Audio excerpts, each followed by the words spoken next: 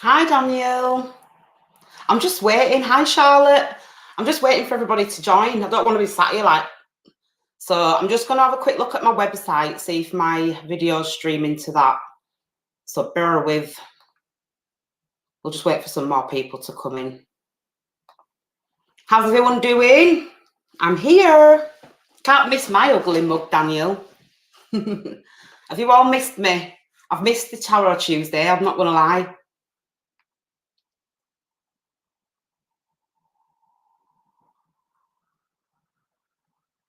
It's quiet.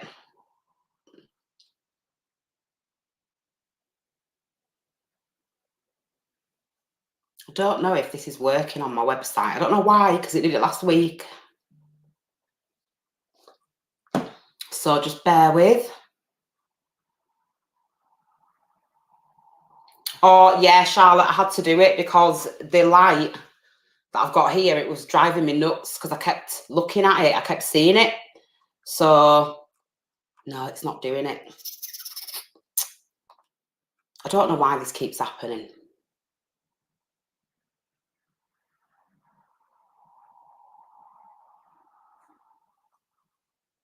Anyway, I'm going to have to leave it. Who else have we got?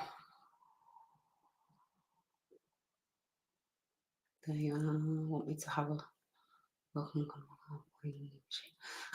Yeah, I am, Charlotte. Want me to have a look and come back on? I don't know what you mean, Daniel. Oh, my website. Oh, thank you. No, I've just had a look. So basically, you have to put like basically a password in, and I've done it. I've literally just done it now, and it's saying it's not playing it. So bollocks to it. It'll be uploaded afterwards. I'm not going to mess around now. It did it last week. Now it just don't want to do it. So I'm not going to mess with it. Hi, Sarah. Hi, Emma. Oh, I've missed you all, man. I've been so busy. I'll tell you all about it in a sec. So I'm not looking at my camera again, guys, because I'm going to turn this screen off so that I can hold the cards up and you can see them. Just reading the comments. I don't know why this messes around with my website. It's really annoying. My mum's fine, thank you, Emma. She's at home and she's recovering like Lady Muck with her feet up. She's doing really, really well. She's up and about now. I mean, she's not walking very far, which is expected, but yeah, she's doing really, really well. She's eating like a little piggy. She might join us tonight, actually, if she remembers. So thanks for asking.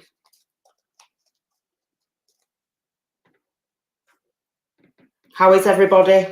Has anyone got all exciting to tell me whilst I've been away? It's been a good couple of weeks, probably.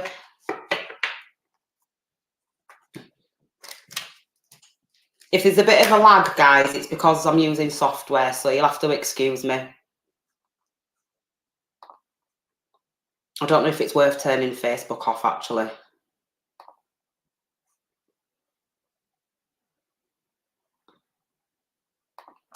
We'll give it a couple more minutes and see if anyone else joins us. Did you all see the pictures of the event? What did you think?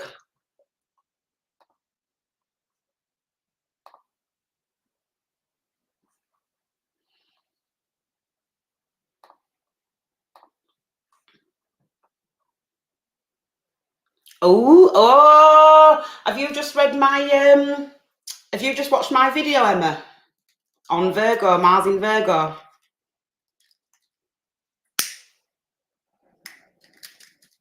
Ah, I burnt myself. Charlotte. Oh, that's interesting, isn't it? Congratulations. Are you happy about that?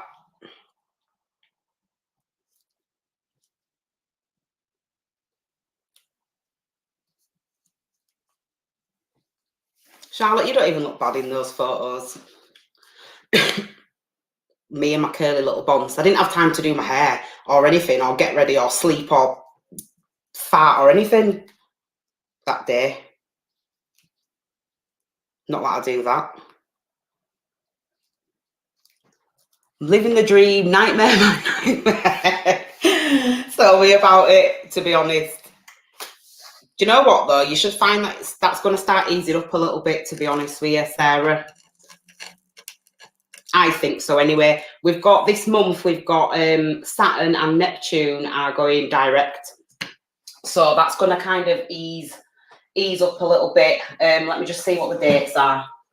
So you've got Saturn goes direct on the 17th and Neptune goes direct on the 30th. So Neptune, I think, is currently in Pisces, and so is Saturn. So that's a lot of spiritual work that everybody's been doing at the minute. You know, Pisces is a sign of spirituality, mysticism, you know, the universe. It's universal collective consciousness. So when I've been saying on all these videos about everybody's been going through this deep healing and this, you know, really connecting, and these planets have been retrograde, meaning that it's been an internalized thing. So by the back end of this month, hopefully we should start to see things ease up a little bit. I'm not really sure. Just bear with me because I'll see if I can pull it up on here in my book. I'm not sure how long it's, like what degrees they're at. Let me just say. So 17th, we've got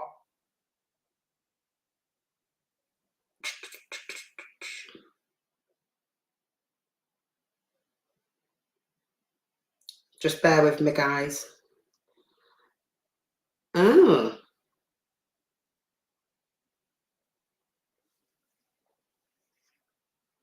Have I just read that wrong?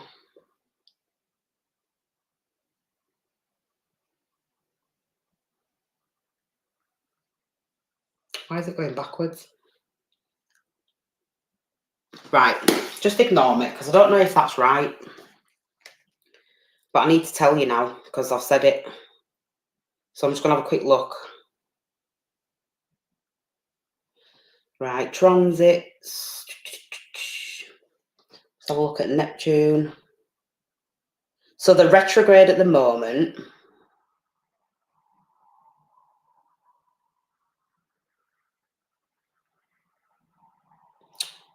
Right, okay, I'm lying. This piece of paper is rubbish, what I've got. It's just printed off the internet. So Neptune goes direct in December. And Saturn goes direct in November. Hi, Bo. Let me just go back through the comments, guys.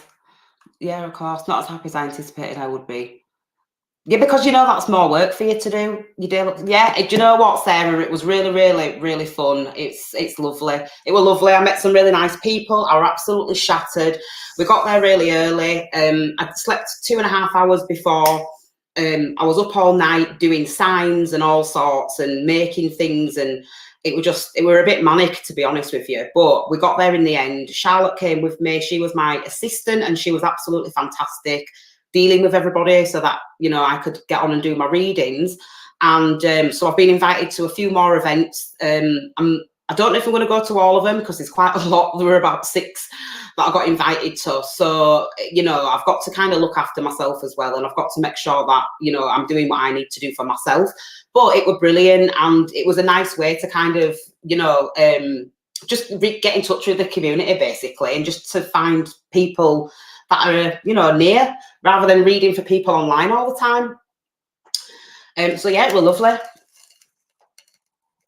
Oh, Divinity Diva Tarot. We haven't even started yet, and you've already started with your bullshit.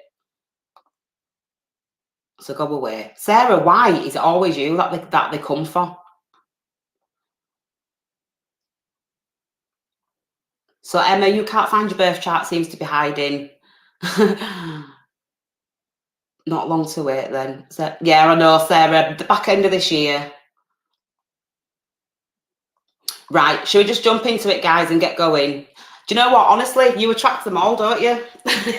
Including me.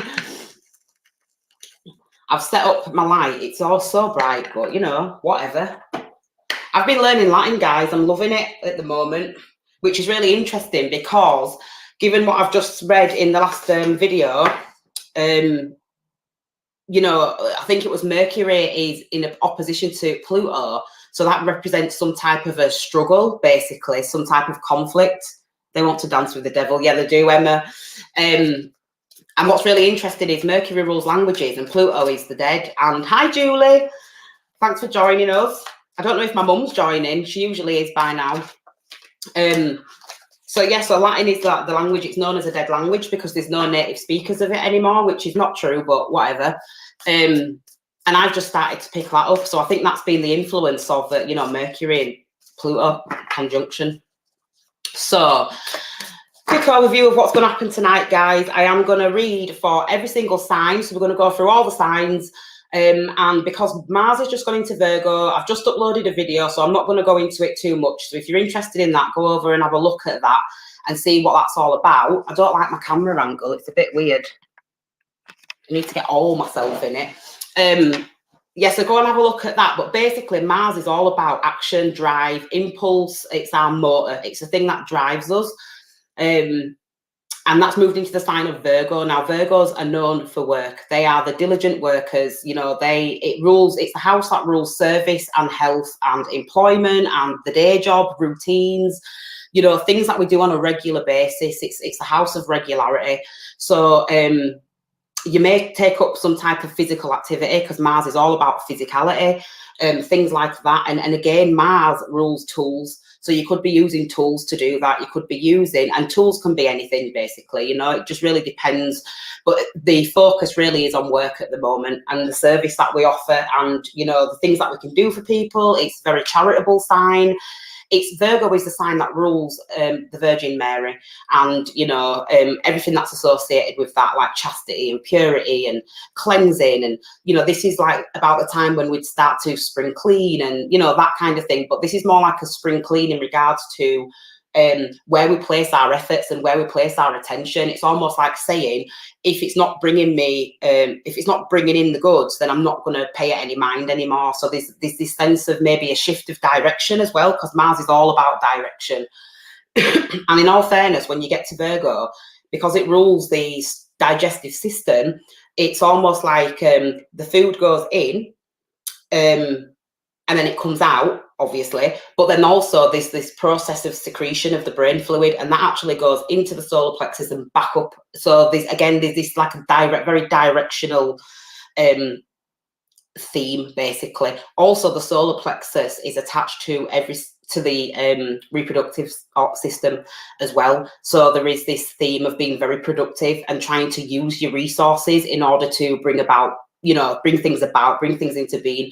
So with Emma saying that she's just been offered a manager's position, everything that she's done at work, you know, everything that she's been able to use, her resources, you know, that kind of thing, and all the skills that she's got and she's been able to draw on has actually propelled her into kind of like a new phase, because it's, even though it's in the same house and in the same arena, it's actually a leveling up. So if you go back and watch the Mars in Virgo video, it'll tell you much more about that, because the Emperor is the boss, the Emperor is the leader, and it's the one that calls the shots, and it's the one that tells people what to do and to F off and all of that. So that's interesting. So again, like I said, we're going to look into Mars and we're going to see what messages he's got for each of the signs. We're going to look at, got a little spread here that I made, and we're going to look at where your focus is at the moment and why you focused on that. We're going to see where your focus needs to be. So does it need to shift, or do you need to continue on the path that you're going on?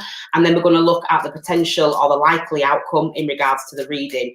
Now, to mix things up a bit and to make it a little bit fairer, we're going to start with Pisces first, and we're going to work our way back round the wheel, because I always start with Aries, and everybody at the end, you know, they end up being last, and it's just long. So I'm going to try and keep it really, really quick, guys, because, you know, we're not doing any astrology dice or out like that tonight. I'm going to keep it really quick. Before we start, I just want to say I'm going to be putting a video up soon with regards to what's to come in August, because this month you might not see a lot of me. I might just do a Tarot Tuesday every second week, just for the simple fact that I'm trying to get myself into alignment so that I'm working in advance. So you're not actually waiting for any of the subjects or any of the topics or blog posts or videos. You're not waiting for them.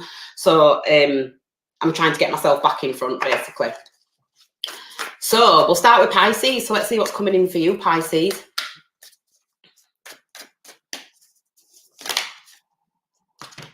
So we've got some, do you know what? We've got 4 cards. I'm just going to take them as they are. So what's your focus on currently? So there seems to be a little bit of drama going on for you, Pisces. Five of Wands talks about conflict. It talks about, activity more than anything. Fives represent struggle, strife, but also challenge as well. So it isn't necessarily a bad card. It's just about, trying to overcome, trying to get out of your own way. This is a card of struggle, and it's the struggle that we go through when we're trying to level up or we're trying to bring something into being. Fire represents our behaviors and our habits and things like that. It's very instinctive. So there could be a lot of activity around you at the moment. There could be a lot going on. You could feel like you've got a lot of tasks, a lot of responsibilities, and they're all just kind of clashing maybe with one another. So you might be finding it quite difficult to manage your agenda, manage your schedule, that kind of thing. So your focus really is kind of on the conflicts, kind of on the things that are not gelling or not flowing, basically. If you actually think about the number 5, oh, thanks, Daniel. That's really sweet.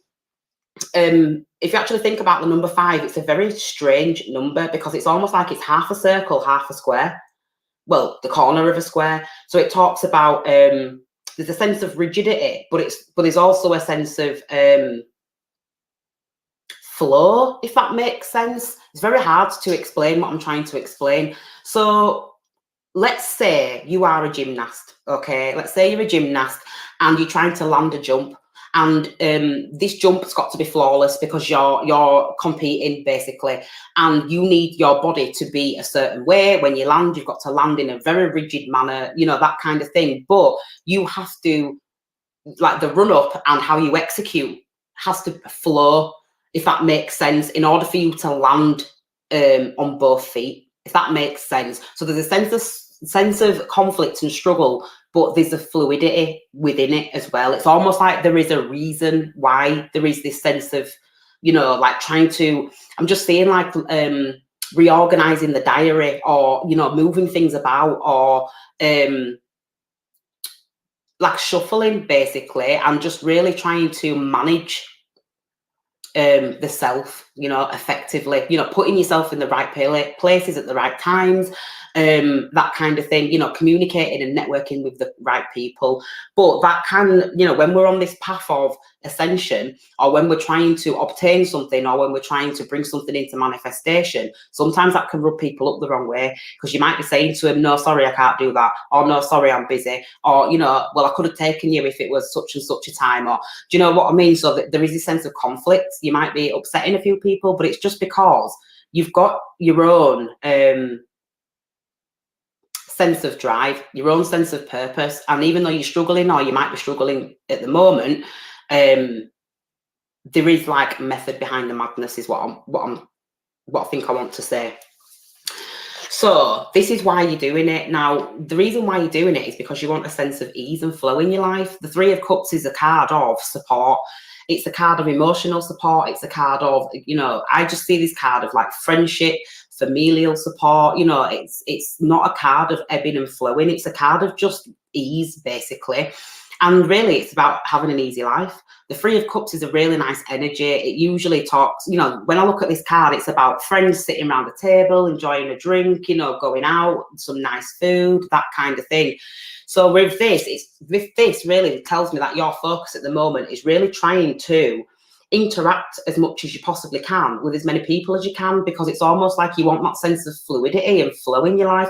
You want to feel like you're a part of something. You want to feel like you have people around you that are supportive, and this, that, and the other. So you might be offering yourself up and saying, come round here and, let's do this, or let's do that. Let's go for some food. Let's have a drink and whatever else. But it's almost like there's a lot of activity when it comes to friends, when it comes to friendship groups, when it comes to mingling. That's kind of really what I want to say.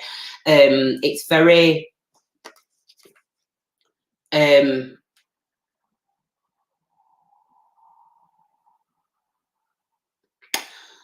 it's very, what's the word? There's a lot of activity concerning friends and stuff, friendships, and it's almost like a lot of energy is being exerted in regards to maintaining a sense of flow. Okay. Not trying to let other responsibilities get in the way. So where your focus actually needs to be is the star. Now, this is interesting because the star's all about healing, but the star is very much, to me, a card of isolation. Now, the star is Aquarian ruled, and Aquarius is, it rules the house of friendships, like I've just said, and it rules the house of associates and people that are around us and the people that we communicate with and come into contact with and all that kind of stuff.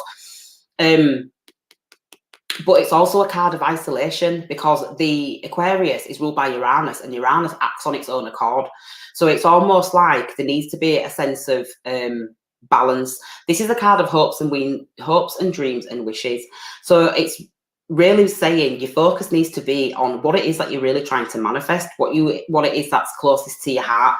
I feel like you might be getting a little bit stressed out at the moment. You know, you might be getting stressed out with maybe you're trying to make plans with friends, or you're trying to, again, bring something into alignment and manifest and say, come on, let's get together, or let's do this and let's do that. And it's actually been met by a lot of conflict. And you say, for God's sake, it shouldn't actually be that hard.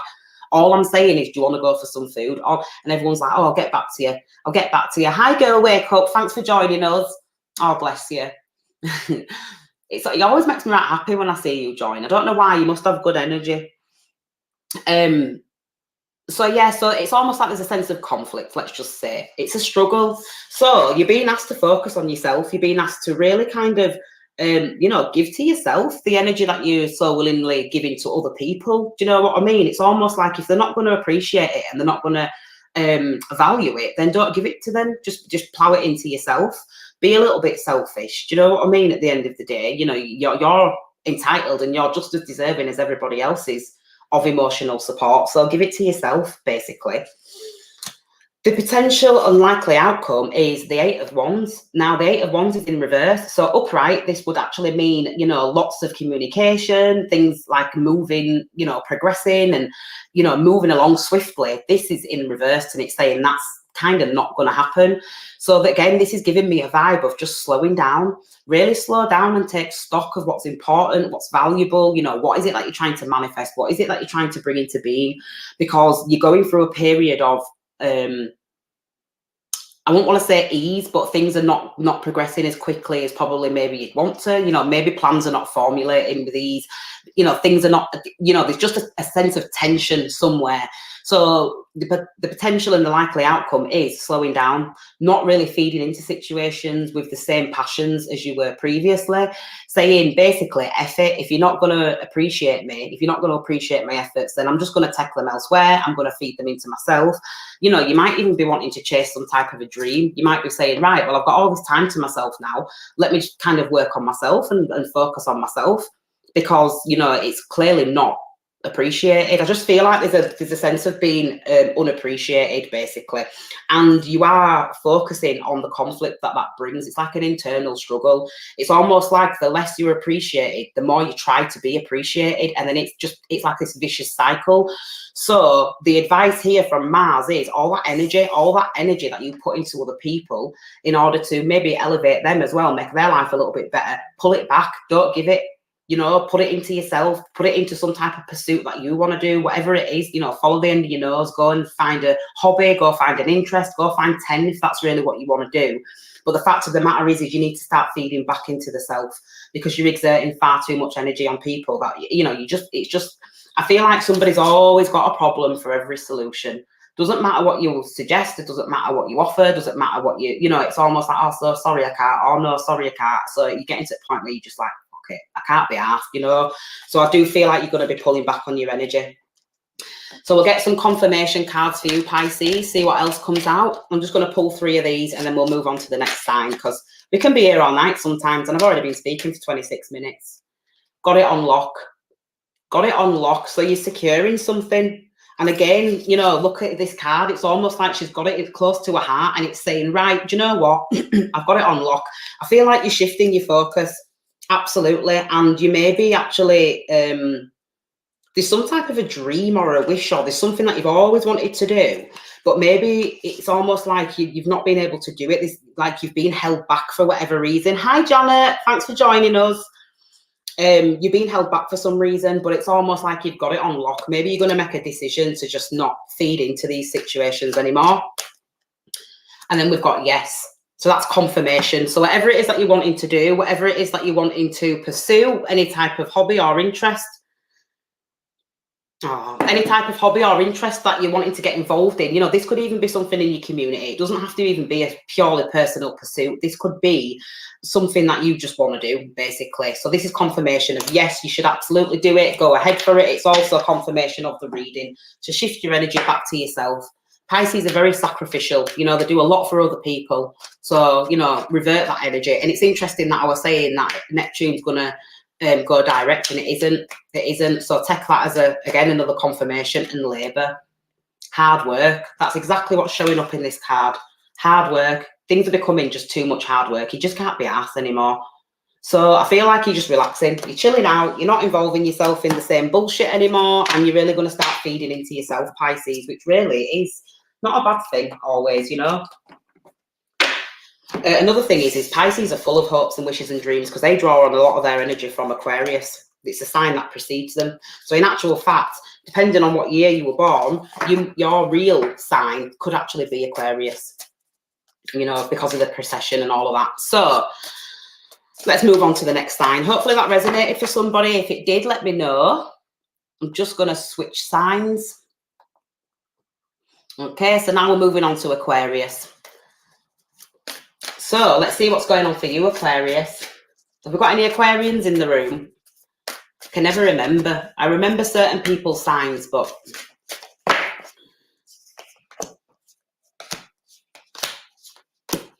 okay, so where's your focus at the minute? Walking away. You have been through the absolute wars, Aquarius, which doesn't surprise me. You know, given your energy, basically. Aquarians are known to be here, there, and everywhere. They never ever take a break. They never take, you know, they just don't know how to take time out, basically. So with this card, it's really telling me that you're leaving something behind. You feel like you're being betrayed. It's not manifest, or it's not turned out the way that you've wanted it to. Okay, you know, this is something that's been really, really painful to deal with. The swords are usually the most destructive suit. You know, they really, really challenge us, and they don't challenge us in the same way as fire. They challenge us mentally, and this is about being at the end of your tether and saying, do you know what, that's it, it's done now, and walking away from a situation and leaving it. This is like dead in the dirt, like done.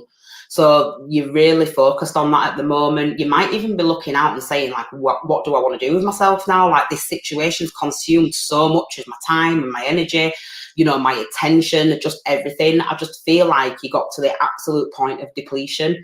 And maybe you're at a point where you're just resting now, ready to start something new, but not quite, you know, you've not quite made that move yet. So you just sat in this energy. This is very, very, very difficult energy. It's almost like trying to swallow a stone.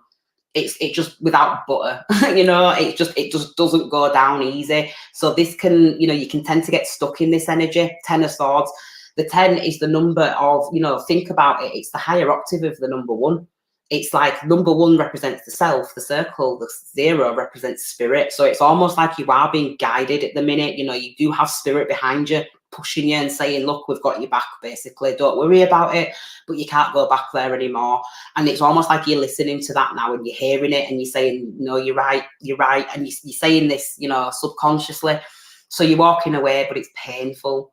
Also, as well, I am seeing something like, you know, being let out of hospital. You know, you might have even had some type of an injury or an accident or something like that where it was quite, you know, grueling, and you're actually coming out the other side. And even though you're not fully healed, even though you're not, you know, there's a lot of work to be done, especially when you get to the 10 in the Swords, but it's almost like you've just started that healing journey. So that's really where your focus is at the moment, and you're not feeling great about it because you've got the 5 of Pentacles showing up.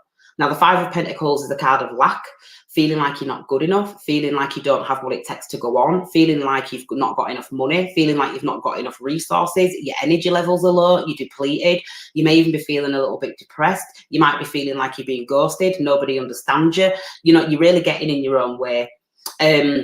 this energy is good to acknowledge, but it's not too good to sit in, because, you know, again, it's a number 5 and it represents conflicts and struggles, and it represents struggles in the real world. You know, these are real things that you're dealing with. So it may be the fact that, you know, you've lost your business.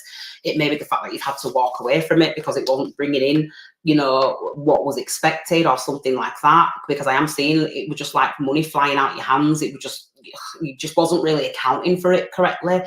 This could also talk about friends as well. You know, you may have had to walk away from a friendship group, let's just say, and now you're feeling sorry for yourself because you just sat at home and you're locked up and you're saying, for God's sake, like, how did this happen? And, you know, really kind of stewing on it, basically. However, I do feel like there is going to be some change, because the 5s always mark a change. 10s mark a change, big changes in your life, you know, and it's going to bring about a new sense of perspective. So that's really what your focus is on at the moment, Aquarius. I am seeing it's showing me, I'm being drawn to the fact that this woman is locked herself in a room, and it's almost like feeling very defeated, but in actual fact, she's the one that holds the key. She's the one that holds the key. She's the one that needs to kind of look to the light and say, well, actually, do you know what? And find the positive, and take the positive from a negative situation. Again, I just feel like this may be indicating somebody who is missing out on a lot. Again, so it might be in relation to friends. It could be in relation to the fact that this is ill health, because the 5 of Pentacles can represent, like I said, depletion of energy, depletion of currency, ill health, you know, bouts of ill health. And I don't think that this is like serious. I think this card particularly, is just like, it's like a common cold, basically. But teamed with this, it's almost like you've come out the other side. Someone could have even had pneumonia. I'm getting, they could have overcome some type of pneumonia or some type of condition of the lungs that were quite serious. And it's almost like now they're just trying to regain the sense of energy. That's really coming up quite strong, actually. Where it needs to be, Knight of Swords. Now, again, this is mutable air sign. And again, this is Aquarius showing up. Sorry, not Aquarius. This is Gemini showing up. Gemini is all about interaction, quick movement, moving on, commerce and trade. It's about exchange, and it's about communication, and it's rapid fire. So this could indicate getting something off your chest, you know, speaking out for yourself, saying what it is that needs to be said, giving it air. You know, you may be feeling like very depressed and depleted at the moment because you're not being able to express yourself as fully as you'd like. You know, I feel like there is this sense of being silenced and being forced to walk away from something and leave something alone. But it's almost like saying that this is where your focus should be. Your focus should be, number 1, on movement. I am getting movement, so you do need to move a little bit more and be a little bit more active. Or it could indicate just playing a more active role. Whenever you get a knight in a reading, it represents movement. So some type of movement, and this is movement of the mentality. So this is talking about moving on mentally, shifting your perspective, finding something of interest so that you're not sat dwelling on this, whatever this is. This is where your focus is at the minute, and this is really hard energy. You know, I know it's easy for me to say, but, you know, we do this to ourselves. We lock ourselves in a prison, you know, and we go, oh my God, how do I get out of this? It's really hard. And in actual fact, we do that to ourselves. So this is really talking about making a move, you know, and a positive move, you know. The knights are really, this is really saying to me, you know, your focus needs to be on interaction. You need to interact more, basically, is what I'm saying. Because if you're often sat at home feeling like you don't have any friends, feeling like you're all alone, feeling like the world's against you, do you think that someone's just going to rock up to your house and knock on your door and whisk you away? That's not going to happen. So you need to be more proactive, is what I'm seeing, and move more, you know, get more air into the lungs. I'm really just seeing like get out the house more and go and air out, basically, air out, because you can sit and drown yourself in tears all you want. You need to air out. 5 of Cups, you know, this is the potential or the likely outcome. 5 of Cups indicates losses. So this is really talking about a sense of loss, like I've just said, a sense of lack, a sense of, you know, having to walk away from something. You know, you might have even had to deal with a Knight of Swords. And this Knight of Swords has really said some really cutting things, because Geminis tend to throw daggers. You know, that's what they're known to do. And it can be like, oh, you know, it hits you and you're just a bit like, you're a bit in shock. This is not something that really penetrates deep though, but it's, you know, it's still not nice energy to deal with. So the Five of Cups really talks about, I'm really picking up a relationship, okay? So there could be a relationship that's come to an end and you just sat in the sorrow of it, you know, the loss of it. This could be something that's happened fairly recently. And it's almost like someone made a beeline, you know, it wasn't messing around. They didn't try to explain themselves even. I'm not even getting that. This is someone who just out and out was out the door. See you later, bye, and just left you high and dry. And then you were just like, oh my God, what am I going to do now? Like, I've got so much time, I've got so much space in my head, I don't know what to do. And then so, in fact, you just don't really do a right lot. Do you know what I mean? You might have even tried to reach out to this person and you just keep getting answer machine or something like that. This person's busy, this person's not answering. I am feeling like you're being ghosted a little bit as well. And it's really putting you in your head. It's causing this anxiety. And then, like I said, we've got this Five of Cups, which is all about, you know, just sufferance and grief and losses and everything else. Right. Psychic Leah, what are you doing? Get lost, you sad.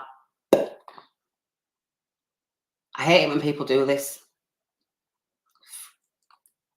Why don't they, right? If they're actually readers, this is what I don't understand. If you're actually a reader, why do you need to come on other people's lives to tout business? If you're a good reader, you should have clients. You don't need to ask for them. They will just come naturally. Really winds me up. Anyway, so that's your reading, Aquarius. So yeah, a little bit of sadness, some grey days. You know, I do feel like something's come to an end, but you're right at the beginning of the healing process. So it's very, very tender at the moment. And you know, you're just purging, I think. You're just purging. I don't even think you're purging yet. I think you're just sat in it right now. Hi, Helen. Thanks for joining us. We've done Pisces, we're on Aquarius, and we're just going backwards through Snake. So again, look, somebody could have been dishonest, or, you know, you could have found out a truth about somebody, or somebody's been doing some shady shit behind your back, basically. But the snake to me also represents the Kundalini. So it's almost like intuitively you knew, but I feel like this has become manifesting reality. You know, this has become a very, very real thing. And it's almost like now, maybe before you were trying to remain a bit ignorant of it, because I am seeing this woman with all these birds above her head. It's almost like these were like pecking away, but you just decided to be ignorant of it. But now it's like manifesting reality, and you're just like, oh my God, this is really, really shit. Why didn't I walk away when I knew that I had the chance? Why didn't I do it? I should have run and belted out that door. I knew I should have. So yeah, so you could be dealing with a snake. It could be dealing with a Libra, but you could also be dealing with a Scorpio.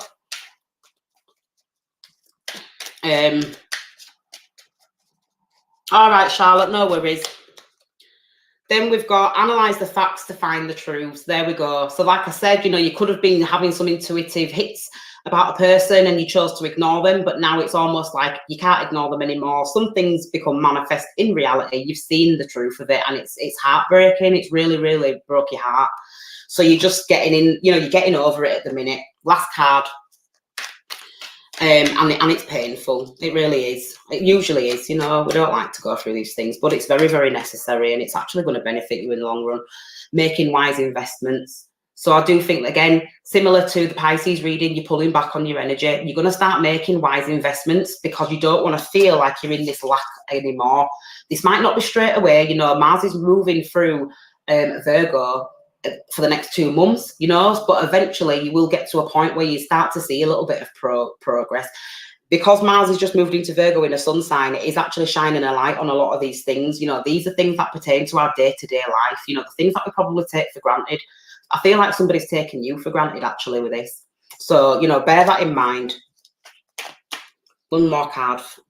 I'm so sorry. Somebody's absolutely just taking the piss out of you, Aquarius. And that's what I'm feeling, you know. And it's hard. It's been really, really hard to digest. It's you know, and again, with Mars moving into Virgo, it could be in regards to a sexual interaction with somebody. Mars is the libido, and it's the male, you know, it's the sex drive. It's the masculine sex drive, basically. So yeah, that's your reading, Aquarius. It was a bit heavy, but you know, sometimes these things need to be brought to light so that we can heal them and process them and move on from them, basically. If it's not a blessing, it's a lesson. That's how you need to take it. I know you're probably not going to see it like that right now, but it's true. Right, moving on. Who have we got next? I'm hoping this resonated for anyone. If it did, let me know in the comments. Where are we? Capricorn. So your next Capricorns. We've got any Capricorns in the room? We usually do have Capricorns in the room. Oh, the flying for you, Cap. Let's see. Ooh. Right. So very, very, very feminine vibes I'm picking up here. So this really talks to me about the inner self, the work that you've been doing on the psyche. Queen of Swords, this is what your focus is on currently.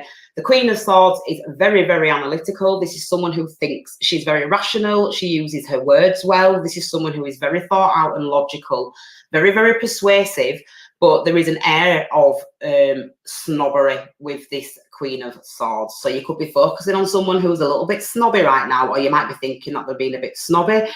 There's a sense of distance, okay, or detachment, okay. So this could even be a mum, this could be a sister, this could be an aunt, this could be a friend, it could be anybody, it could be a spouse even. Don't pay any attention to the fact that it's a woman, because this is energy, it's not gender. So this is what your focus is on at the moment. You may be focusing on a recent separation. You could have split up with somebody, you could be going through a divorce right now, or you could just be pondering some type of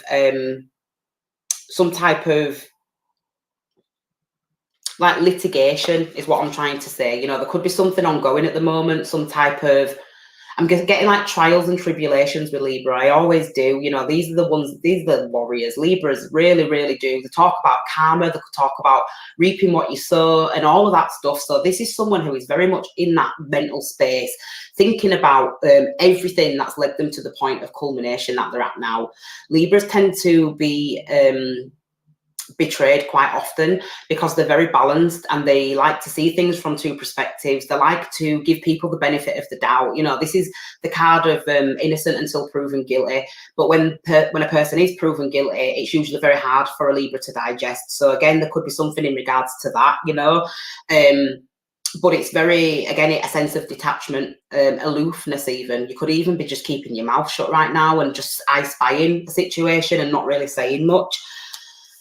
But we've got this Four of Swords here. Now, this Four of Swords talks about the chapel of rest, needing to take a break. No, so I am really getting a relationship again with this Capricorn, needing to take a break, needing to pull back on your energy. Sense of respite is needed.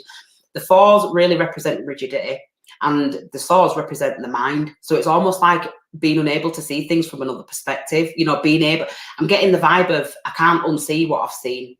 You've shown me something and it's stuck, and now I can't unsee that. So it's really causing you to go into this state of trance even, you know, because this Libra, and my nose is itching like mad. I found out that this is actually called a spiritual sneeze, and I've noticed it only ever happens when I'm reading. So it's interesting, because spirit is breath. So Libra is the divine. You know, this is someone who is able to divine. Now, if you actually look at the card, it's almost like she is scrying because she's looking out, and it's almost like she's being that clairvoyant and she's seeing things in her mind's eye, and she's trying to weigh things up because she represents the scales of justice, and she's trying to bring things into balance and say, well, and rationalize and, you know, make sense of. So if you think about Geminis are purely concerned with facts and information. Libras try to analyze it a little bit deeper and say, well, actually, I kind of knew that, but, you know, and so there's if you think of it as maths, it's almost like Libra represents the plus or the divide or the, you know, times or whatever it is, if that makes sense. It's a little bit more complex than Gemini, so there's a complexity to this situation. Whatever it is that you're focusing on, it's quite complex. And I feel like it's almost like it's doing your head in and you need to just take a break. You might even be feeling like you physically need to get away, to take a break and just get away from your current environment and just change your surroundings a little bit. Because if you see here, this woman in this card, she is like, it's almost like a nest. She's nesting. Now I'm picking something up about a home. Okay, so there could be issues with regards to a home or something that you've just moved into. I'm getting like you've just moved into a home, but there's concerns there for whatever reason. You might be quite isolated. You might be feeling quite isolated and quite cut off, even though it's comfortable and it's nice, nicely decorated, and it's quite, I wouldn't say grand, but it's definitely refined. Let's just say there's a refinedness to it, like a new build. Let's just say, where it looks quite nice and clean and pleasant, but I feel like there's a coldness. It's almost like you just feel really cut off. You don't feel like you're in that right environment, and it's very, it's forcing you to go inward, basically. But there's a lot of airiness going on here, in the head, and it's emotional because the queens of they are symbolized by water. So this is influenced by emotion. There's an emotional attachment or an emotional detachment, one or the other. I actually think it might be a detachment, given this card. This is someone who's nursing a broken heart, basically. Then we've got the 9 of Pentacles, and this is where your focus needs to be. Now, really, I actually see this card as being grateful. You need to practice gratitude more. This is a card of really kind of paying attention to your environment and looking around and saying, look how abundant I am, look how fortunate I am to be able to be in this position. There's people out there struggling, there's people out there that don't have half of the things that I have. However, I'm still finding a reason to be unhappy. I'm still finding a reason to focus on the negative. This might not even be that big of a deal, but to you it is, because it's personal, because it's emotional. You might even be having people saying like it's not that big a deal, and you're like, yeah, it is, it really is. But again, 9 of Pentacles, this is what you need to be focusing on. So you need to practice gratitude. You really need to understand that, there's always somebody worse off than you. And usually this is the card of the independent, self-assured businesswoman. This is someone who's got enough for herself and for everybody else as well. So this doesn't really represent abundance, but it's independent. Now I'm getting something about a relationship here. So this is what I'm getting. Your focus really needs to be on the fact that you've actually manifested something very, very abundant for yourself. However, your focus at the moment is in regards to a failed relationship. I don't actually answer personal questions, Shivali, but you can go on my website, or just send me a private message or something like that, and we can speak. Yeah, so 4 of Swords is, again, it's almost like feeling like every time I get into bed, because I'm picking something up about bed now. So every time you're sick of going to bed by yourself, you're sick of waking up in the morning by yourself, there just seems to be a sense of airiness to your life. Like it's not full, there is no mental stimulation. It's just very, very silent, okay? But Spirit's saying, or Mars is saying, focus on what you do have and be grateful for that, because that's what's going to really draw in that final pentacle. You've got everything that you actually need, apart from that one last thing. So, rather than focusing on the fact that you haven't got that, focus on the fact that you've got everything else, if that makes sense. The potential outcome, Queen of Cups. This is someone who is going to be... So this could be somebody that's entering your life, okay? This could be somebody that's entering your life, somebody who is very sweet, very kind, very caring, very compassionate. This is someone who kind of really, really has a deep sense of emotion for people in general, and they are the empath, they're empathic. This is someone who is really going to understand your situation, and this is somebody that's really going to provide a sense of support and reassurance for you as well. Queen of Cups is like water. This is really, really healing this person. So I do feel like somebody's going to be entering your life, Capricorn. This could even be a Cancer because it's the Queen of Cups, but it could be any water sign, but it could be anybody. I don't really like going through the signs. This is someone who is very in tune with the divine. This is someone who is very imaginative in terms of their inner world is very full of life. They're very, very creative. This could be somebody that's even into music and the things that really touch the soul. And again, like here you're seeing like singing bowls or frequency. So I'm getting somebody that's going to be on the same vibe, and I feel like that's really going to open you up, and it's gonna again, I'm just getting like heart chakra activated. So This is going to put you, this is actually a really nice spread. And I know it doesn't seem like it's a nice spread, but it actually is, because it's basically saying you've got everything that you need in life, but you're focused on the fact that you're missing that extra thing, which I believe is a relationship. However, in the future, I do think you're going to be meeting somebody. I feel like somebody's throwing their hands up and saying, look, what the hell, let's just do it. And it's going to make you really, really happy. You know, that's going to be the thing that brings you in that final pentacle, basically. It's really a nice card, you know. This is someone who is submerged in their emotions, and they communicate them as well. I do feel like it's reciprocal. Work, work, work, work, work. So you have actually really been working really hard. And again, you know, we've got Mars in the sign of Virgo, which is all about work. So there's a lot of work going on at the moment, or you have been working extra hard. And this is the reason why you've managed to manifest such a beautiful life for yourself, is because you've put in that work. Now, that doesn't go unnoticed. You know, the 9s are a number that's standalone. They're kind of a little bit the odd one out. You get from 1 to 8, which represents like a reflective, you know, it's like reciprocal. But then you've got the number 9. And then before you know it, it goes back to number 1, if that makes sense. You know, it will to some people. So this is very standalone. Shivali, this, I'm going through each of the signs, but I'm going backward to make it fair, because some of the viewers watch me every week. So I've done Pisces, I've done Aquarius, and I've done Capricorn. So the rest of the signs we need to do. So I'm trying to get through them as quickly as possible. So if you let me know your sign, you know, we'll see what we've got to come up for you. So yeah, so this is a very standalone card. So you've been working really hard by yourself, and now you're ready to accept love into your life. I think you're ready to kind of throw, like I said, throw your hands up in the air and accept that relationship. I need space to think. Now this is interesting, because look what you've got, Queen of Swords. I need space to think. So maybe you turned your back on relationships for a while because you just wasn't willing to deal with them. You know, Libras do, like I said, tend to get feel this sense of betrayal when people don't operate in this with the same capacity as they do. So it could be you turned your back on a situation, but now you're getting ready, like, you know, you want to open up. You've done the work, basically. Education. So education. So I feel like this is really saying lesson learned.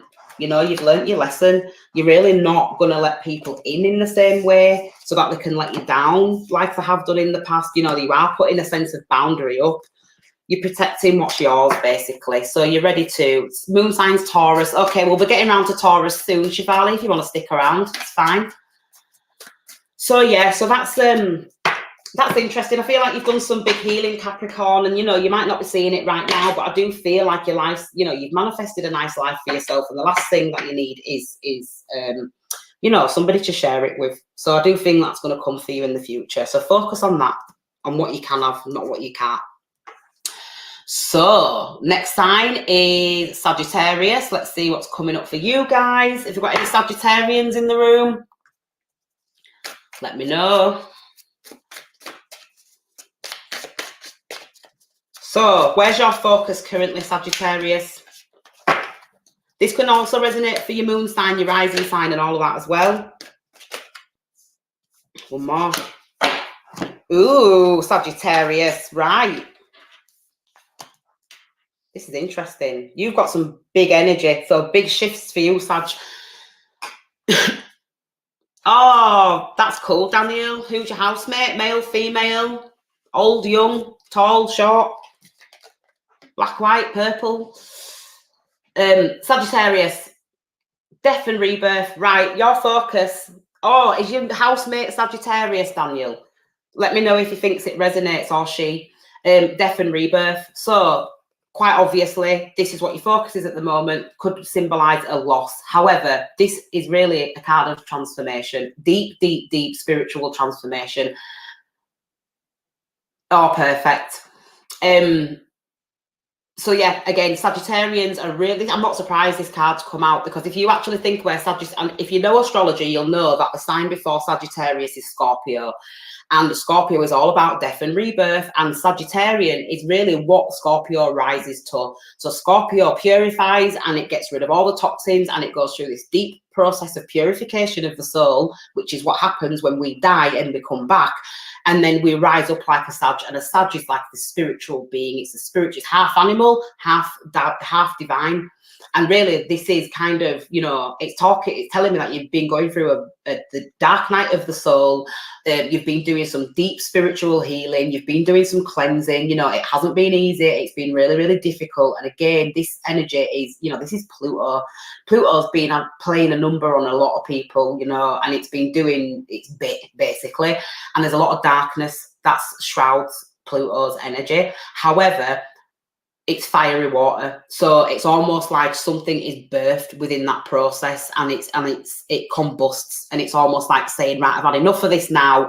I need to do something about it. And you know, Sagittarius is action oriented. They can't sit down for 2 minutes. They're here, there, everywhere. They want to be a part of everything. Boring. They want to see this. They want to learn that. They want to do this, and it's a bit like, whoa. So for a Sagittarian to be in this energy, it's quite difficult for them, because it's almost like it's 1 step forward, 2 steps back, and it's like there's been this 2 steps back for quite a while now. So there needs to be this sense of forward movement and progression, which is exactly what's happening, because this is the Chariot. Look, the Chariot is all about forward movement. This is the card of Cancer. Oh, Sag moon, perfect. I'm a Sag rising. So yeah, the Chariot, forward movement. This is the card of Cancer. Okay, so you could be dealing with a Cancer, but it doesn't necessarily mean that. But it could actually mean that a situation has come to an end with somebody, basically, and now you're moving forward. It's almost like you've been sat processing, you've been going through that dark night of the soul. There could have been a lot of toxicity to this situation, a lot of wounds, you know, that needed healing. It could have kicked up a lot of jealousy, some obsession, you know, that kind of thing, because Scorpio energy can be quite vengeful, and it's almost like an outraged, like you feel outraged, but it's almost like this is what your focus has been on. But I do feel like you're getting away from it, especially with this Cancer. You know, this is kind of like being driven by spirit. Again, Cancerians tend to be very psychic. They tend to be very connected to that, you know, spiritual realm, very in touch with their emotions and things like that. So when things that are a difficult nature tend to come up, it affects them on a much deeper level. Now, I feel like that's what's happening. You're moving on from a situation that is just dead in the water. You can't stay there no more. It's done. Where your focus should be is, keep throwing these cards. The Hangman, Pisces energy, healing. This is healing. This is about changing perspective, you know, seeing things from a different angle. This is, you know, again, this is the card of Mem, which is Hebrew is the letter for water, and it's the mother. It's the divine mother influence. It's connected to the universe. It's those waters that run deep through us, and they're part of the collective consciousness. So really, I think what this is saying is your focus should be on the fact that this actually happens to everybody. You know, sometimes there's we're getting this energy of, oh my God, it's me. You know, this can only ever happen to me. And it's like, no, this is what everybody experiences. You need to kind of open your perspective, because Sagittarian, that's what you're about. You know, change your perspective, move somewhere, do something, go on holiday, you know, go read a book if you can't physically go somewhere, travel mentally, do that inner work that needs to take place, because Pisces, you know, this is big spiritual. I feel like there's a bit of a purge going on here, and a bit of a release, and a letting, you know, shedding of a skin, like I've said in that last video. You're letting something go, you're moving on, and you just don't want to deal with it anymore. And your focus needs to be on healing and how you can, you know, gain from this situation. Like I keep saying, if it's not a blessing, it's a lesson. So take the lesson and take the silver lining and roll with it. Let go of it. I do feel like you're going to meet somebody in the future. You know, we've got this again. Don't take it as gender, because this is energy, but this is King of Wands. Now, the King of Wands is the boss. This is Leo. This is someone who is very much out there, which is, you know, similar to Sagittarian energy, quite honestly. But this is about this is someone that really kind of turns you on, basically. Leos are hot shit. You know, they are the lions. They're the ones that walk around with the chest out, like they have got a presence like you wouldn't believe.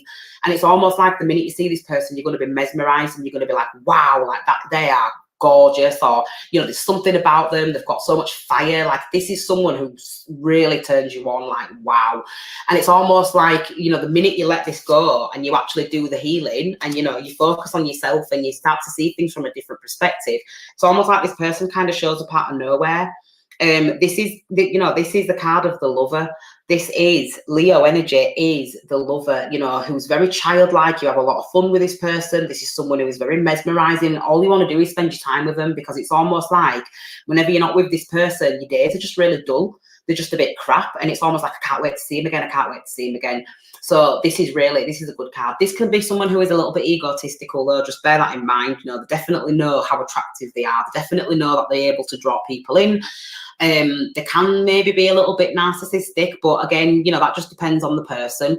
But you are going to be very drawn to this person, basically. And Sagittarians, you know, you do get a little bit hot under the collar sometimes. So let's just leave that there. I could say a lot more about that card. But yeah, there's been a shift, man. There's been a big spiritual shift. Now, obviously, again, Mars is the libido. So maybe you're going to meet this person at work. Maybe you're going to meet this person at the gym or something like that. This person's going to become part of your day-to-day routine. You could even meet this person when let's say you go somewhere regularly for your dinner or your food or your lunch. At work, you're gonna bump into this person. Toxic behavior. I told you, there's been some toxicity going on.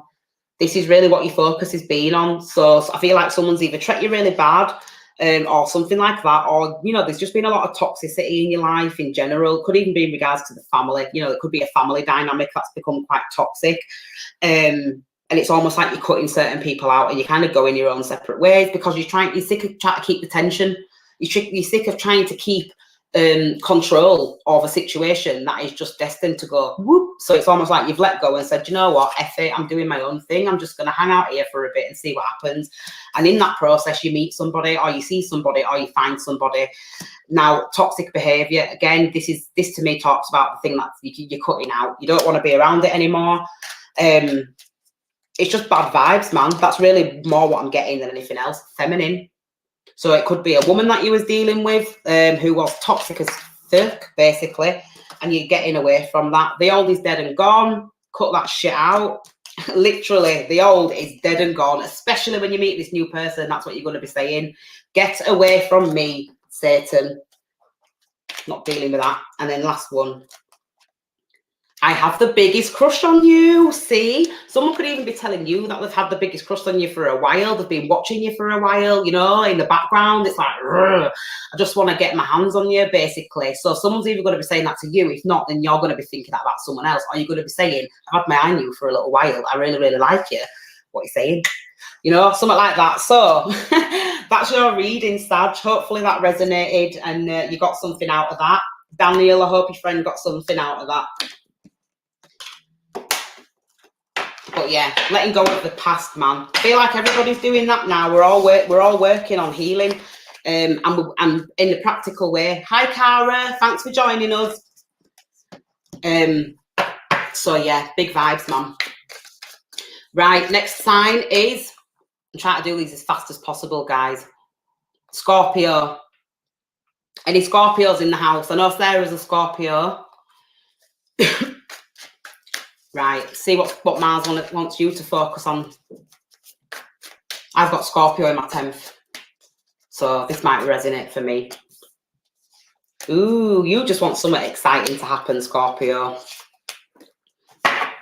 Right, 4 of Cups is what your focus is on. Boredom.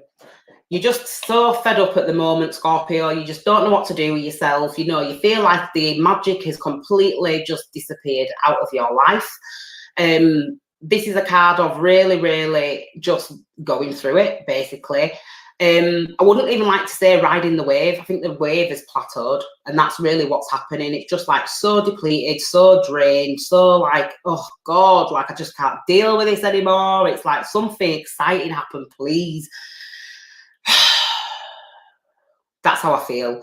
It's very, very unrested. You know, this is a bit of an agitation, I actually find. You know, it's almost like a little bit suspicious as well. I feel like there's a bit of suspiciousness here. There's a bit of like, you know, like, I don't know, just a bit of like, something's not quite right, actually. And can't put my finger on it, but it's just, you know, there's an eeriness about this card. This is what I wanted to say. There's a bit of an eeriness, and it's almost like saying, why do I not feel anything anymore? I feel like maybe things in the past that have actually got to you are not touching you anymore. It's almost like you've put up this type of boundary, and it's like an emotional boundary, and you're blocking out. But again, because you're blocking out, it's creating a very stagnant world within. It's creating a stagnancy within. But at the same time, it's necessary. If that makes sense. But yeah, a little bit like, I don't know. I feel like you're just fed up, man. The fours can be good, but sometimes they're not so good. And with regards to the cups, you know, we want high vibrations when it comes to cups. We don't want low vibrations. And this isn't like at the lowest ebb, but it's still not. You know, again, it's almost like you're not really paying attention to the magic that life has to offer. And it's because your focus is just elsewhere. I don't even think it's particularly on anything. I think it's just on life in general. Because again, we've got this Queen of Swords, Libra energy. Could represent a relationship. It could represent a marriage. It could represent a partnership, a business partner, you know, something along those lines. But it's like there's an airiness to this, you know, it's not fulfilling. It's not fulfilling. It's not filling you up. Like, it's almost like this man, if you see in the card, is offering her this cup, and it's full of all this and substance, and she's like, no, I don't want that. That's not what I want. I don't want that. I want something different, you know. So it's almost like looking out. And this is someone who, in this card, if you actually look at it from my perspective, this is someone who is looking out on life, but it's like life that has been rather than life that could be. So there's something about the past, you know, reminiscing on the past. Queen of Swords, again, this is about detachment. You know, this is about being in that head, you know, that headspace, that cerebral place, and really trying to rationalize things and, you know, see things for what they really are. And if you see in the back, there's all these flags, and it's like red flag, green flag, blue flag. Like, you know, you're looking at the flags and saying, how many is there? Do you know what I mean? It's just like, oh, you're just contemplating, deep in contemplation, not really making any moves at the moment, okay? And it's almost like you've got really comfortable being in this place of silence, and it's just like, I don't want to rock the boat, but I know that I need to, kind of thing. Your focus should be on the Three of Cups. This is about what brings you a sense of comfort, you know? This is about emotional support, friends, family. This, to me, really talks about sisterhood. Now, sisterhood doesn't have to be females again. The women represent our inner psyche, you know, the more feminine, soft part of a human being, not even a woman, just a human being in general. And things flowing. This is mind, body, soul, things working in harmony and together. To bring a sense of, you know, just like consistency and collaboration, and it's all like things working together, and, you know, there's no conflict, and things are just nice and peaceful and calm, and it's really nice energy, this Three of Cups. But this Three of Cups could also be a third factor. Okay, so it could be, if this is a relationship, it could be, you know, a third person, a third party. It doesn't have to be a person. It could just be a third thing. You know, it could be a substance, or it could be some type of addiction, or it could be anything. But because it's a cup, to me, sometimes this does, you know, typically represent another person, because cups are vessels and human beings are vessels. We contain things. I'm also seeing like three's a crowd, okay, as well with this card. Sometimes three can be a crowd. But I do feel like there is this vibe of just like wanting to remove yourself from that. It's almost like I don't want to be part of this crowd anymore. You know, I want to be away from it and out of it, basically. So, but this is what you should be focused on. You should shift your focus towards the things that make you happy, the things that bring you a sense of comfort. I am even seeing a bit of witchcraft here as well, to be quite honest with you. This is really giving me the craft, you know, the film, The Craft. Love that film growing up. I wanted to be the psychopath, what's her name, Nancy, and lo and behold, I grew up to be exactly like her. So but yeah, so this is a nice card. So this really just indicate, you know, things like moon bathing and ritualistic work, and, you know, things that bring you a sense of peace and harmony. And I'm even getting sage in. Hocus Pocus is wicked, Sarah, I love it. But I prefer Nancy. I'm just so sadistic, I don't know why. But yeah, again, so really paying attention to the things that you do ritualistically, how you look after yourself, how you take care of yourself, the way you talk to yourself, the way that you honour yourself, the way that you honour your femininity as well, definitely. And again, this doesn't have to be just for women. This could be for men. Men have femininity too. It's not a bad thing to be soft. It's not a bad thing. In actual fact, a lot of women actually appreciate that sometimes, because we don't just want someone that's going to kick our back doors in and then tell us to make a sandwich afterwards. Like, who the fuck wants that for the rest of their life? Like, come on, it's just not nice, is it? Anyway, potential outcome for you guys, Seven of Swords, sneaking out the back door. Okay, so Seven of Swords is a card of deceit. This is a card of, you know, being mentally strategic, kind of going your own way about things, keeping things very beneath the radar. You know, something's going to be exposed because the moon is shining so bright, and it's almost like saying, look, this is who it really is. This is the culprit. It's almost like something's going to be shown to you, and it's almost like, it's like your intuition is so loud at the minute, it's crowing the shit out of you. And you just, you know, it's almost like saying, but I need to see it to believe it. I need to see it to believe it. I need to, you know, I really need to open my eyes and, you know, that kind of thing. But there is a sense of just kind of acting on your own accord. So you may even be like formulating some type of a plan to kind of get out of a situation, or, you know, something like that. But not just that, it could be, again, like I said, potential outcome is that something should reveal to you. There's a sense of shadiness going on here and not really having all the answers to a situation. But again, like I said, there's an inkling, an absolute inkling that something's happening. You just look at the cards. This woman's thinking. She's deep in those thoughts. She's in those emotions. There's a detachment there, though, as well. An emotional detachment. You know, this represents that flow and that trine, and again, that three's a crowd, and then this is the card of deception and, you know, a little bit of delusion and a little bit of things going on beneath the radar. So we'll get some confirmation cards.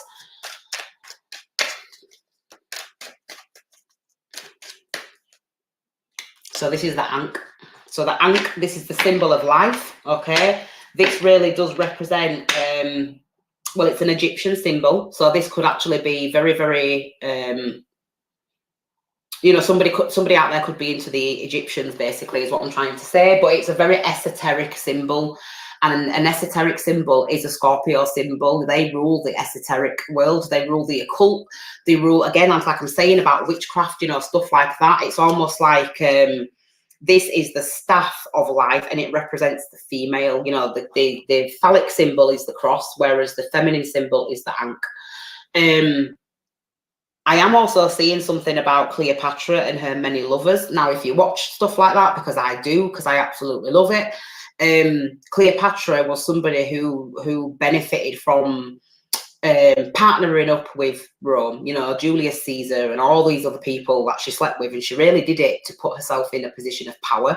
So there could be somebody that uses their sexuality as a tool, basically, to secure the bag, is what I'm trying to say. But again, yeah, this is a very, very, I mean, I actually have an Ankh. I don't know if you can see it, but it's tattooed in my ear. I've got an Ankh in my ear, and then I've got an eye in this ear. I did it myself. Anyway, but this card is a symbol of fertility, okay, and what's to come, and what can be born from a situation, if that makes sense. Study the Ankh. Go and have a look, because, you know, don't ever just take my word for it. I want you to do your own homework and your own research. You have to, basically. Otherwise, I'm just another preacher. Liberation, letting go, freeing yourself. You know, again, this is about life, that new life. That new life. This is about the seed of the life that's risen. Oh, and it's come full circle. Do you see what I mean? So there's a process that's on its way out. Liberation, freeing yourself from a situation that is just oppressive. You know, think about Egypt. Egypt had loads of slaves, and it marks oppression. And it's also the bottom of the body, you know, the genitals and all the way down. That's Egypt, basically. Hold the vision. Hold the vision. So hold the vision is, to me, basically saying, don't question what it is you've been thinking about. You know, whatever it is that's been in your mind's eye, you know, hold that vision, because it's going to be revealed to you soon, whatever it is. This is, you know, this is the woman of the divine. She knows.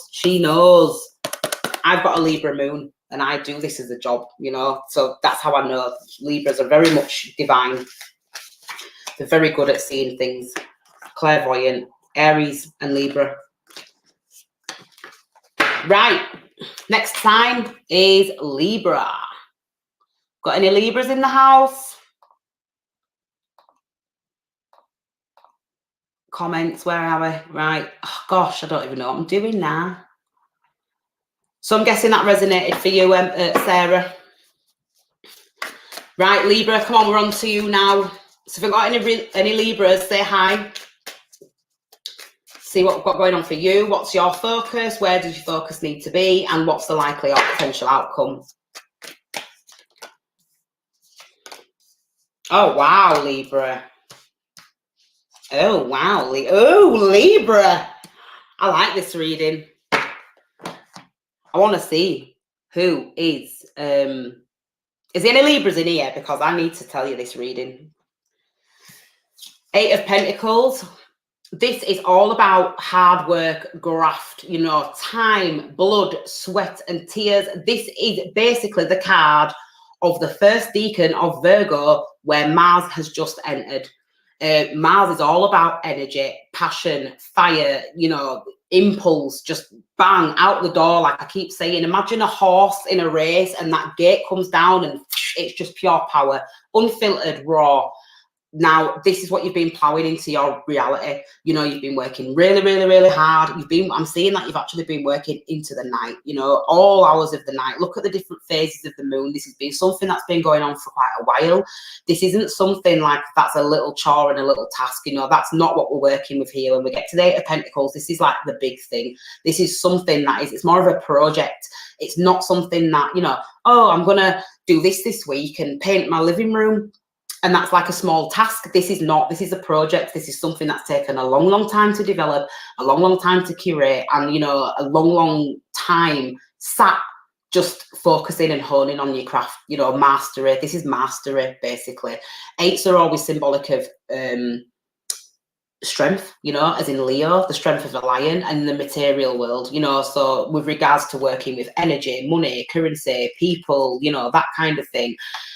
You're in a very, very strong position. You're focusing very much so on your material gains, right? Knight of Pentacles. This is why, because you want something to come into fruition. Again, Knights are talking about action. It talks about movement and it talks about development. So you're trying to develop some type of skill. You're trying to develop some type of practice. You might even be trying to develop a business. You might even be trying to develop a family dynamic. You know, it just really just depends on what's going on in your life. But the Knight of Pentacles is someone who is very, very, very, very diligent. This is the card of Virgo. Yeah, Virgo. This is Virgo energy. So you literally, Libra, have got the actual. Are you a Libra, Ashley? You've actually got the aspect of the day, or yesterday, sorry, because I tried to film the video yesterday, it didn't effing work. You've got that in your spread. This is it. So this energy, you can wholeheartedly believe that this energy is going to bring about some big, big changes for you. It's really going to work for you because this is it. This is what it is. You're moving on. Okay. This is someone who is made of money. Look at all that money. It's falling from the pockets. They're not even paid. All right. All right. Bless you. Well, you could have it if you resonate. You could have it in the rest of your chart. You'd have to do a chart.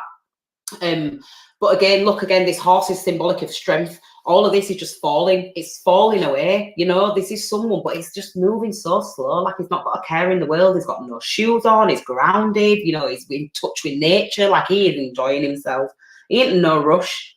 He's enjoying the fruits of his labor. So you're definitely going to get a payoff. Absolutely. You know, you're in a really, really good position at the moment, Libra. Solid is what I want to say. Solid.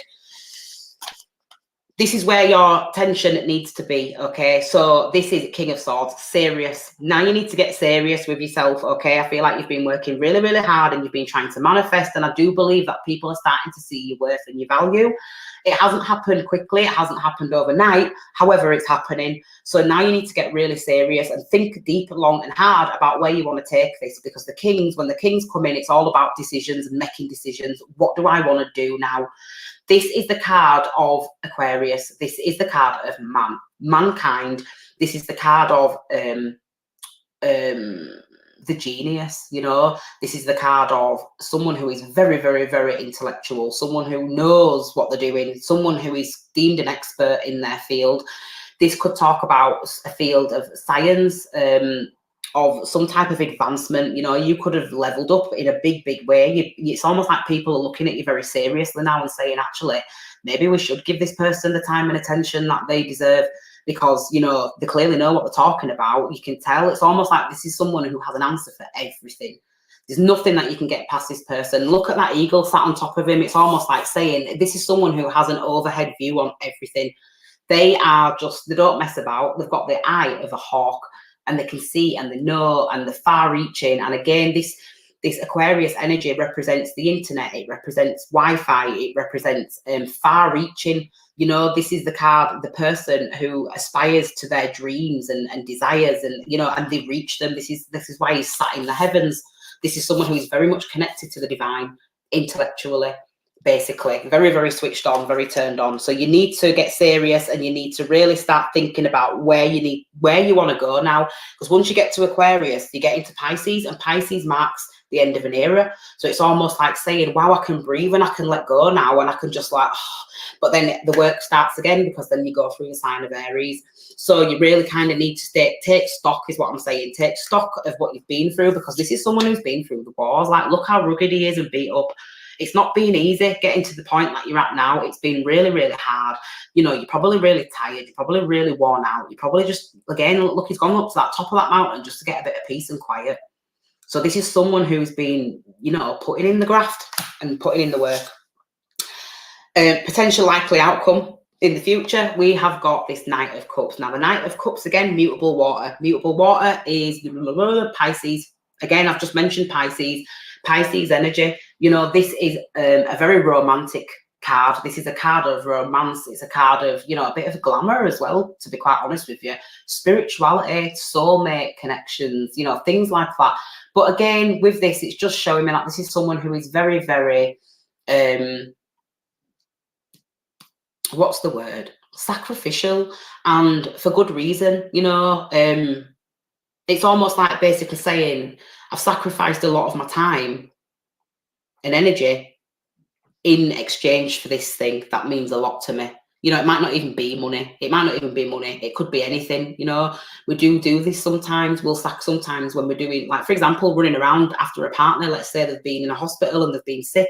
You make a lot of sacrifices. You stop going to the gym. You might not see your friends as often because you need to be at home because you care about this person. So that's a sacrifice that we make. It makes you a better person, basically. But, you know, this, lots of compassion here. There's a lot of compassion, and I think this compassion is just for mankind in general. That's really what I'm picking up. I don't feel, because again, it's the card of the collective conscious. So is Aquarius. You know, when you get up to these signs, Sagittarius, Capricorn, Aquarius and Pisces, they're very transcendental, they're very ethereal, they're very collective. You know, we all feel these things. They're less personal. So this is a card of deep compassion. You know, waters run deep with this card, and it's like, I even getting something about music. He could even have been working on some type of music or something. But this is a card of harmony. This is a card of creative harmony. You know, harmony that's being created, and it's being created in your own life, and it's because of the work that you've put in. You've done it. You're now seeing the value in yourself. You're now treating yourself with respect. You're now taking yourself seriously. You're now showing yourself that self-love because of the sacrifices that you've had to make. Because it's almost like saying, no one's seen that. No one's seen behind the scenes, you know, when the door's shut and you're grafting and you're getting your head down and you're doing everything and putting all those hours in that God gives you and really making use of them. Nobody's seen that. All they see is what, you know, what's manifest from it. You know, people might even be looking at you saying, you know, you're lucky, you aren't you a lucky one? And it's like, what, lucky? Have you seen the state? Look at the bags under my eyes. I've stayed up night after night after night to get myself into this position. There could be a tendency for jealousy, but you're looking really well. You know, people are really kind of taking to you. They think that you're lovely. They want to speak to you. You know, they can see that you've got a good heart. They can see that you're wanting to help. They can see that you're wanting to really just feed into them. And I feel like you're being received well. So that's a good little reading for you, Libras.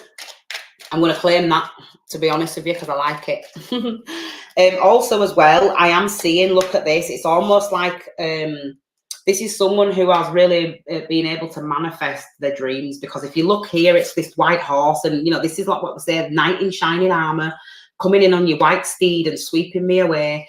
And it's almost like, well, yeah, actually, that is me. But it's me in reality. It's not me in fantasy. It's me in reality. So there is this, you know, it's almost like what you see is what you get with this, with you, Libra. That's really what people are starting to recognise. Right.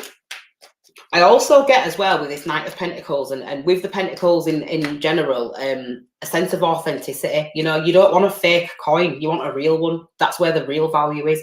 Mind control. Mind control. So again, you could be working with the elements in regards to just really kind of honing in on a skill and a task and being in control and self-discipline and doing what you know that you need to do, putting one foot in front of the other, just being really, really diligent and having a sense of control over the mind. That's really, really hard for a lot of people to do. Libras, you know, tend to go back and forth because they are the scales, but it's almost like you've managed to ground that with this earth energy. You've been grounded, that you've grounded yourself. That's what I'm saying, like a parent saying, nope, you're not going out, don't do that, don't do this, that's not going to get you where you need to go, you know. So you've done that. Be brave. I don't know if you can see it, but it says be brave. So this is, you know, you're being called to be brave now. Your intuition is calling, pick up the phone. So again, spirit guides leading you, you know, you've been doing, that's what you've been doing. You've been listening to them and self-undoing. So self-undoing could really, with these cards, what I'm seeing is don't beat yourself up about everything that you've had to endure, basically. But also self-undoing could mean you're stepping into a brand new version of yourself. So you've undone all of that conditioning that you've been subject to. So you've undone it. You've done it. You've cleared out a massive some karma, man. Brilliant. Absolutely love that for you, Libras. So halfway around the wheel, guys. I know these are long readings. I'm going to try and speed them up a little bit now because, you know, I'm going as fast as I can. It's a good job I don't sit there thinking about what I need to say, innit? So hopefully these are resonating, guys. I'm not getting many comments from people today. So Virgo, we'll move on to Virgo now. Have we got any Virgos in the room? People keep dipping in and out. Right, Virgo, what's coming up for you? Oh, also as well, guys, if you can, please share this video. I need to start getting these videos out. If my videos are not reaching the amount of people that I need them to, then I am probably going to switch to another platform, just to let you know. Nothing against anybody here. I just, it takes a lot for me to do these readings sometimes in between everything else that I'm doing. So I would highly appreciate it if you could do that. Chariot showing up for you, Virgo. Right, so we've got Mars coming into your sign, Virgo, so that's really going to kick up a bit of dust for you, and especially with the Chariot showing up, you know, this talks about trying to remain in control of the situation. Hi, Kelly, thanks for joining. We haven't done Aries yet. This is about kicking up a bit of dust for you, and it's about really trying to remain in control of a situation, but there is two opposing forces being pulled in two directions completely, okay? One's black, one's white. Let's just keep it like that and call a duck, basically. It's big energy. Chariot, I'm really feeling like this is a bit of a pull between your past and your future. You know, it's almost like you're at this pivotal point and you're saying, do I want to sit in the energy of my past? You know, is that something that I want to work on? Is that something that I want to progress with? Or shall I just completely cut it out and move forward, you know, with myself and step into this whole new world that's a little bit unknown to me? So again, deep state of thought, deep state of trance, but really trying to remain in control. You know, this is not an easy thing to do, basically. Cancerians tend to sidestep a lot of stuff as well, so there could be like a bit of an avoidance going on here, a little bit of a, you know, trying to tread really carefully, basically, is what I'm trying to get. And there's a defensiveness coming up. This is really where your focus is at the moment. You've got your barrier up at the moment, you've got your guard up and your defenses are up. It's almost like you're saying, I'm not coming out and no one's coming in. So 9 of Wands, the 9 again is standalone. Like I said, it's a very, very spiritual number, but it's like a little bit of an odd one. Virgo rules the number 9, and Virgo is like this spiritual divine being. So there's a lot of spirit that's been channeled right now, but you're being very defensive. And I'm even getting a little bit of a paranoia with this as well. There's a sense of paranoia with this, which is really maybe why you're trying to remain in control of a situation and not really kind of show face, basically. It's almost like you're trying to put on a bit of a brave face, because that's what Cancers tend to do. Think of a Cancerian as, you know, that soft little sensitive child that gets pushed over in the playground and they stand up and they go, and they don't want to cry. So it's almost like they're trying to put on this brave face because they don't want everybody to laugh at them. You know, that's really what this energy is. And I really feel like that's what's happening. It's almost like trying to put on a bit of a front and trying to show a bit of a brave face right now. What your situation, where you need to be focused is Libra, justice energy, Libra energy. So what you need to be focused on is fairness and equality, balance, you know, things working in harmony. Justice is you know, usually comes in when there's been a bit of an injustice, and it's really symbolic of karma, because if you actually look at the card upside down, there's a dark side here. So it's almost like there's a lot of reflection that needs to happen. There's a lot of reflection that needs to take place. Things need to come into alignment. I feel like maybe at the moment things are a little bit all over the place. Now, just because I'm getting this Cancerian energy where you're being torn in two directions and trying to remain in control, you're being very, very defensive. That straight away tells me that there is something that's just out of whack. So your focus needs to be on balancing. Balancing the hormones even as well. You know, there could be something to do with the hormones, you know, a hormonal imbalance, or maybe something like bipolar or something like that even I'm actually getting. So just, you know, pay attention to that. It could even be the case that it actually flares up because Mars is going into Virgo. You know, there is a bit of a kick that Mars adds. It's like spicy, you know, so I am getting like a bit like neuro spicy, if that makes sense, which is a bit divergent. So you may be doing things that people are not understanding. You may be saying things that people just don't get. People might be looking at you a little bit weird, or they might be side-eyeing you a little bit and going, is she all right? Or something like that. So just keep an eye out for that. But you are being very defensive, and it's maybe because you're going through like this really spiritual transition. You know, again, Cancer represents a secrecy. There is something very secret because it's ruled by the moon, and it's almost like saying no one really gets it, no one really sees it the way I see it, and it's very, very beneath the radar, and it's, you know, so out of touch. Can't even explain it to you if I tried, because I don't really have the words for it. So it's making you very defensive. And again, like justice is about, again, getting really, really quiet, and it's very much connected to karma. It's very much connected to Mayat, who is an Egyptian goddess. So if you want to actually look into that, it's Mayat, and you present yourself to Mayat with a heart and a feather, and she says, right, have you done the work? She weighs the heart against the feather. If the heart's heavy, she devours you. Yeah, I think Mayat is the crocodile. It's like a crocodile, and your heart gets devoured, which is like bad karma. But then, or dharma, that's what the word is. But then if your heart weighs lighter than a feather because you've done the work that's required, then you get to pass into the underworld, basically. And then you enter into the sign of Scorpio, which is purging.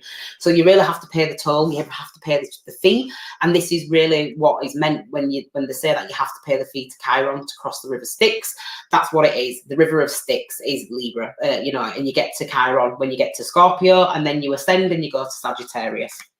So that's what your focus needs to be on, balancing the scales, bringing things back into alignment, you know, really getting quiet with yourself, doing that mental work, doing that. I'm getting like attunement. You need to attune yourself, you know, maybe even vibrational frequency would be quite good, like fork tuning for you or something like that. Virgos tend to be very practical, and they tend to be very methodical, and they like to, you know, they're always planning something, and they're always doing something, and they're always scheming something. I always see Virgo as, when you watch these old films and it's almost like war films, and there's always that dodgy Pope who's always sneaking around out the back doors and, you know, up to no good, basically. That's kind of the energy that I get from Virgo. It's very, very under the radar, you know, someone who is very doing a lot of work, but it's out of sight, basically. And then the potential outcome, or the likely outcome, is the World card. Now, the World card talks about karmic cycles closing out, you know, a whole brand new world that you're stepping into. This is the number 21. So think of 2 and 1. 2 is the number of understanding, and 1 is the number of the self. So this is about understanding the self, mastery of the self. This is the card of Saturn. Saturn is all about mastery of the self, because you could be connected to a Capricorn, but it's the card of, you know, that rules Capricorn. But more so, it's Saturn, and it's earthy, and it's practical, but it's serious. Again, Saturn brings a seriousness, and it's like a lesson learned. This has been a big, big lesson for you, or whatever it is that you're going to experience in the next couple of months is going to teach you something, some hardcore, solid truths, you know. You've really been through it. This is about, you know, the end of an era, the end of a cycle. When you get to the 21, it's all about starting again, you know, being out there like the fool, you know, living frivolously until you kind of come across something that sparks your interest. That's really what the World card is. It's about closing things out and something being born. You can actually see this card is a bit of like an atom. You know, an atom is an actual tangible, you know, it creates a tangible thing, if that makes sense. You know, atoms. So again, it's very material, very, very material. I'm hearing like material girl, living in a material world. So there could be a tendency to materialize everything, or you're somebody that really talks about what you've got, you know, your clothes, or your car, or your this, or your that, or but it's that song, Living in the Material World. Don't even know what it is, but don't even listen to that music. So if anyone knows what it is, please feel free to leave it in the comments. But it's very 80s, I think, that track. I wasn't even born in the 80s, believe it or not. You are always on my mind. Okay, so this could be confirmation from somebody. You are always on my mind. Because we've got Cancer here, it could represent the mother.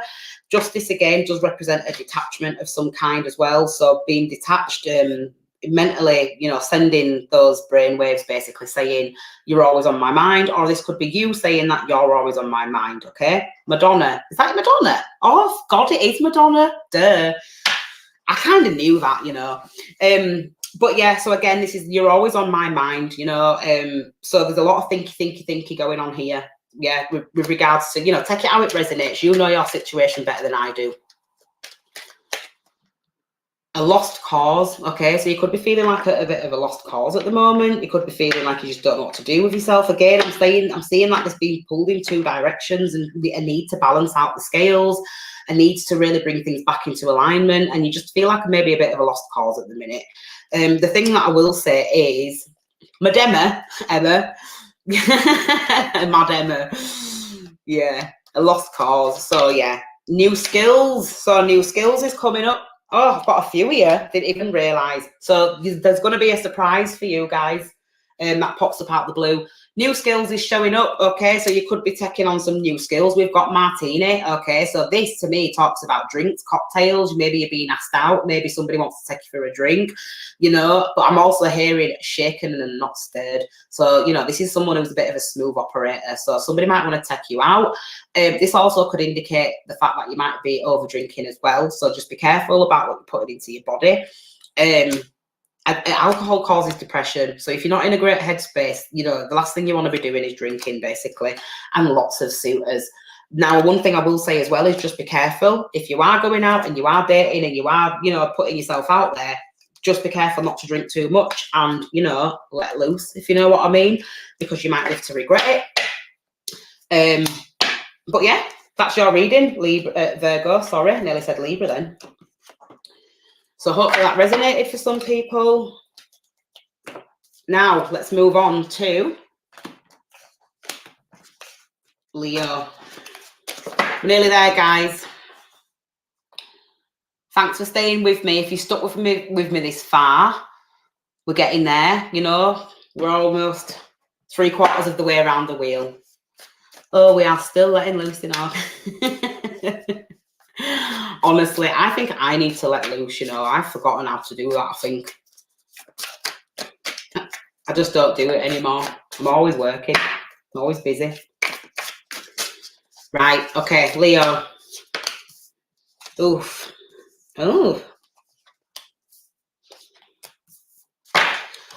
So, what is your current focus at the moment, Leo? 5 of Cups, okay? This is about wallowing in self-pity, basically. So, I feel like there's been a bit of a boo-boo, okay, that you're tending to. Maybe you are grieving at the moment. You could be grieving a loss of some kind, and it's really, really emotional. You know, this card is also a card of fear of miss out as well, feeling like you're missing somebody, like you're missing out. You know, you just sat in your grief, basically, and really feeling, can't speak, let me just turn this light down, really feeling sorry for yourself, I think. Lovers, and they do symbolize children as well. Oh, don't know what happened there. Bear with, guys, because my other camera's kicked in and it's just awful. It's me messing around with stuff, right? So, yeah, Leo's is all about, you know, lovers and children and fun times and good times. So when this is showing up for a Leo, this is not good. This is really kind of the opposite of what Leo is. You know, this is fixed emotion. This is Scorpio energy, and Scorpio is, you know, it's the ruler of the underworld. Now think about this. Leo's the sun, and the sun likes to be up in the air, exalted, not down here. This was a really worrying time for the ancients when the sun would enter the Tropic of Capricorn, which is winter. It's like the sun in winter. So this is really telling me that you're really depressed at the moment, actually, Leo. This is telling me that you're going through it. And again, that dark night of the soul, it's like you're experiencing it now. You know, you might have family and friends that are very worried about you. You could be drinking away your sorrows.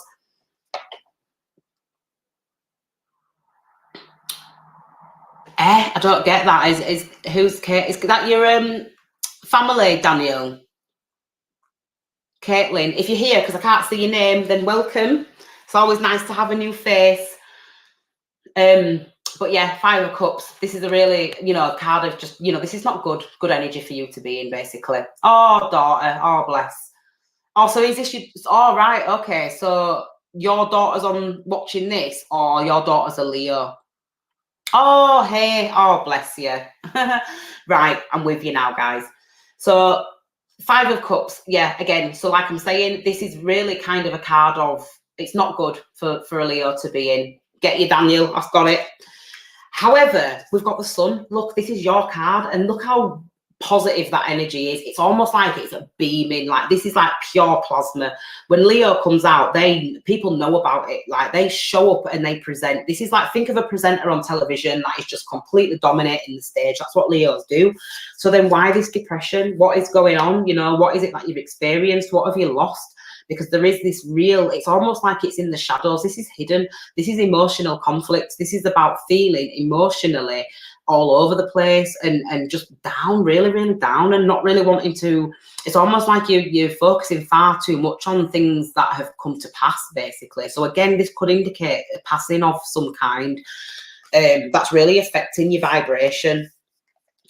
I am actually getting father, to be quite honest, because the Sun is the father. I don't know, Leos, you represent, this is your card, but the Sun is the father. So maybe you could have lost a father. There could be a tendency to be grieving the father, basically. If that's the case, I want you to know that the father's influence is very, very strong. It's strong in the bloodline, is what I'm saying. It's almost like it's very strong in the bloodline, and this is the reason why you're feeling it so much, because it's intense. There's an intensity there, especially with like Scorpio and Leo energy showing up. It is intense, basically. Where your focus needs to be is the Seven of Pentacles. It's about taking time, basically. The Sevens talk about forward movement, but Pentacles are Earth, and Earth is slow. So this talks about one step at a time. That's what you need to be focusing on. You need to be focusing on what it is that you're trying to develop in the future, and those little tiny progressive steps forward. It's about what, everything that you've been through, everything that you've experienced adds a richness to your character.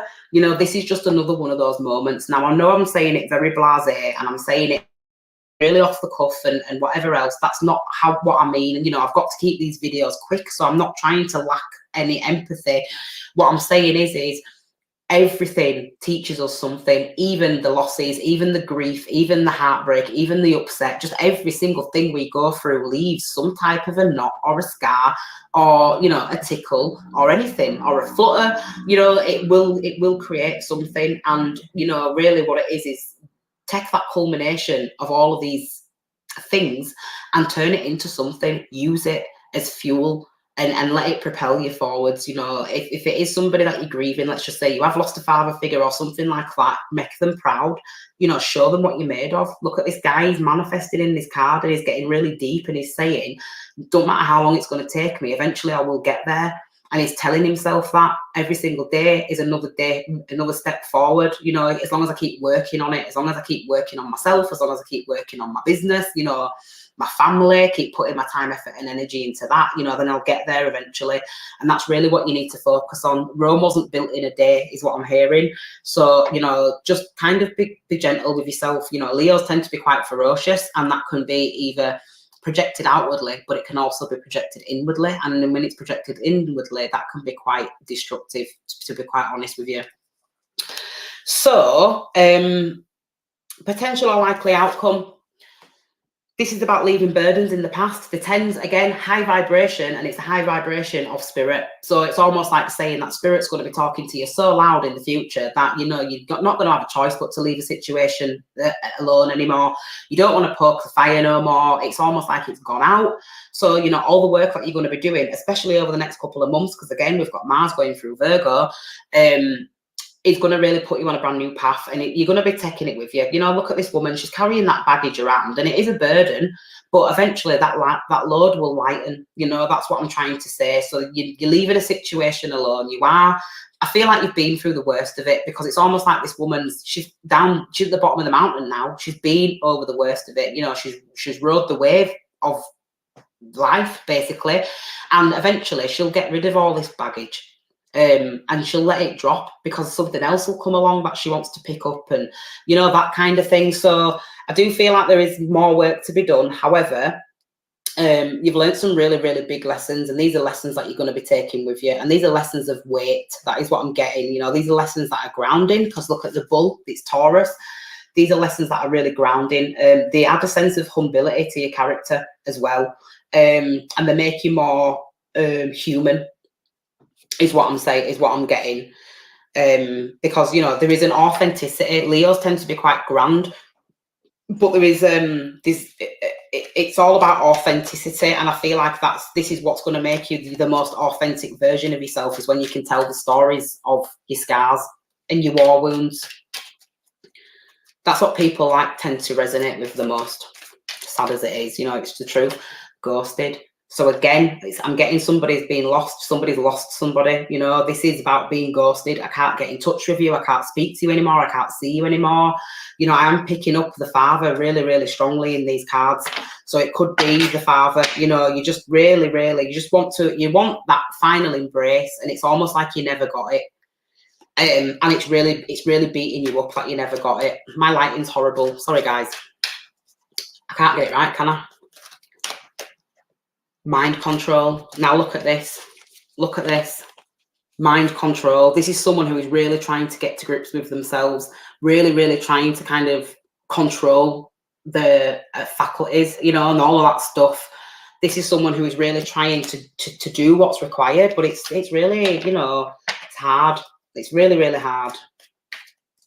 But again, you know, keep going. Definitely keep going, because I do see, you know, you are going to free yourself from this. You know, Leos don't stay down for very long. They don't stay down for very long. It's quite often for a season.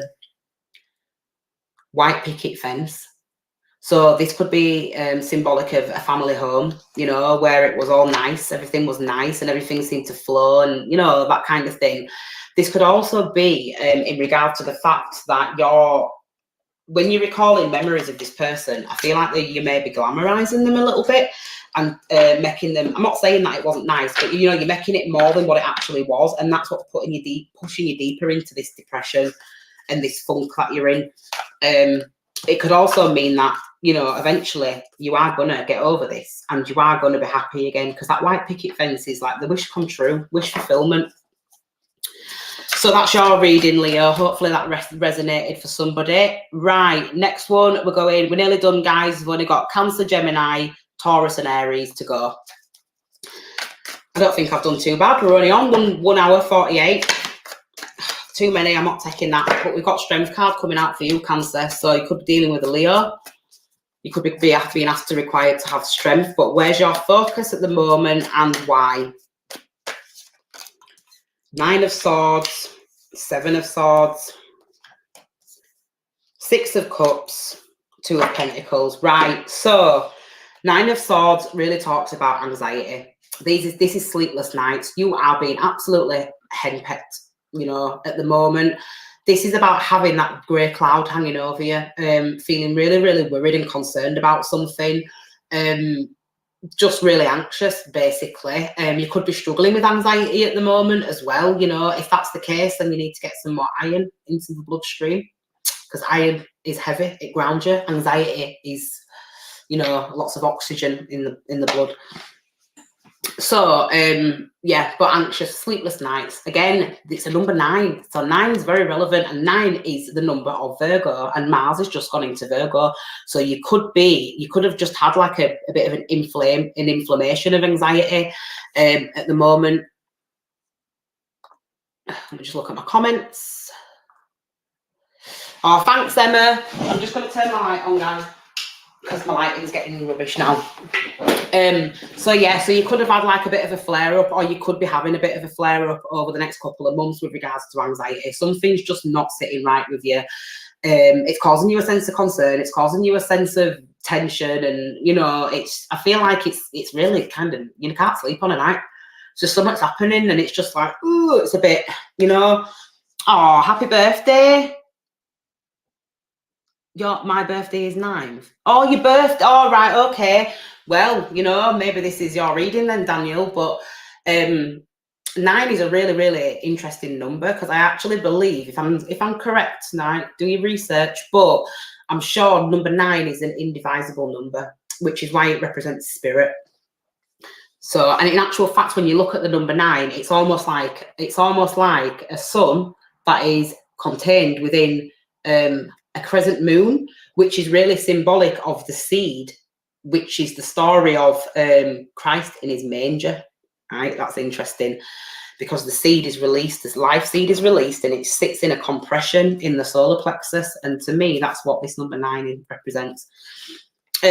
So yeah, so again, there's something that needs to be worked on, but it's almost like your mind's being worked on at the minute. You know, you're receiving lots of messages from source right now.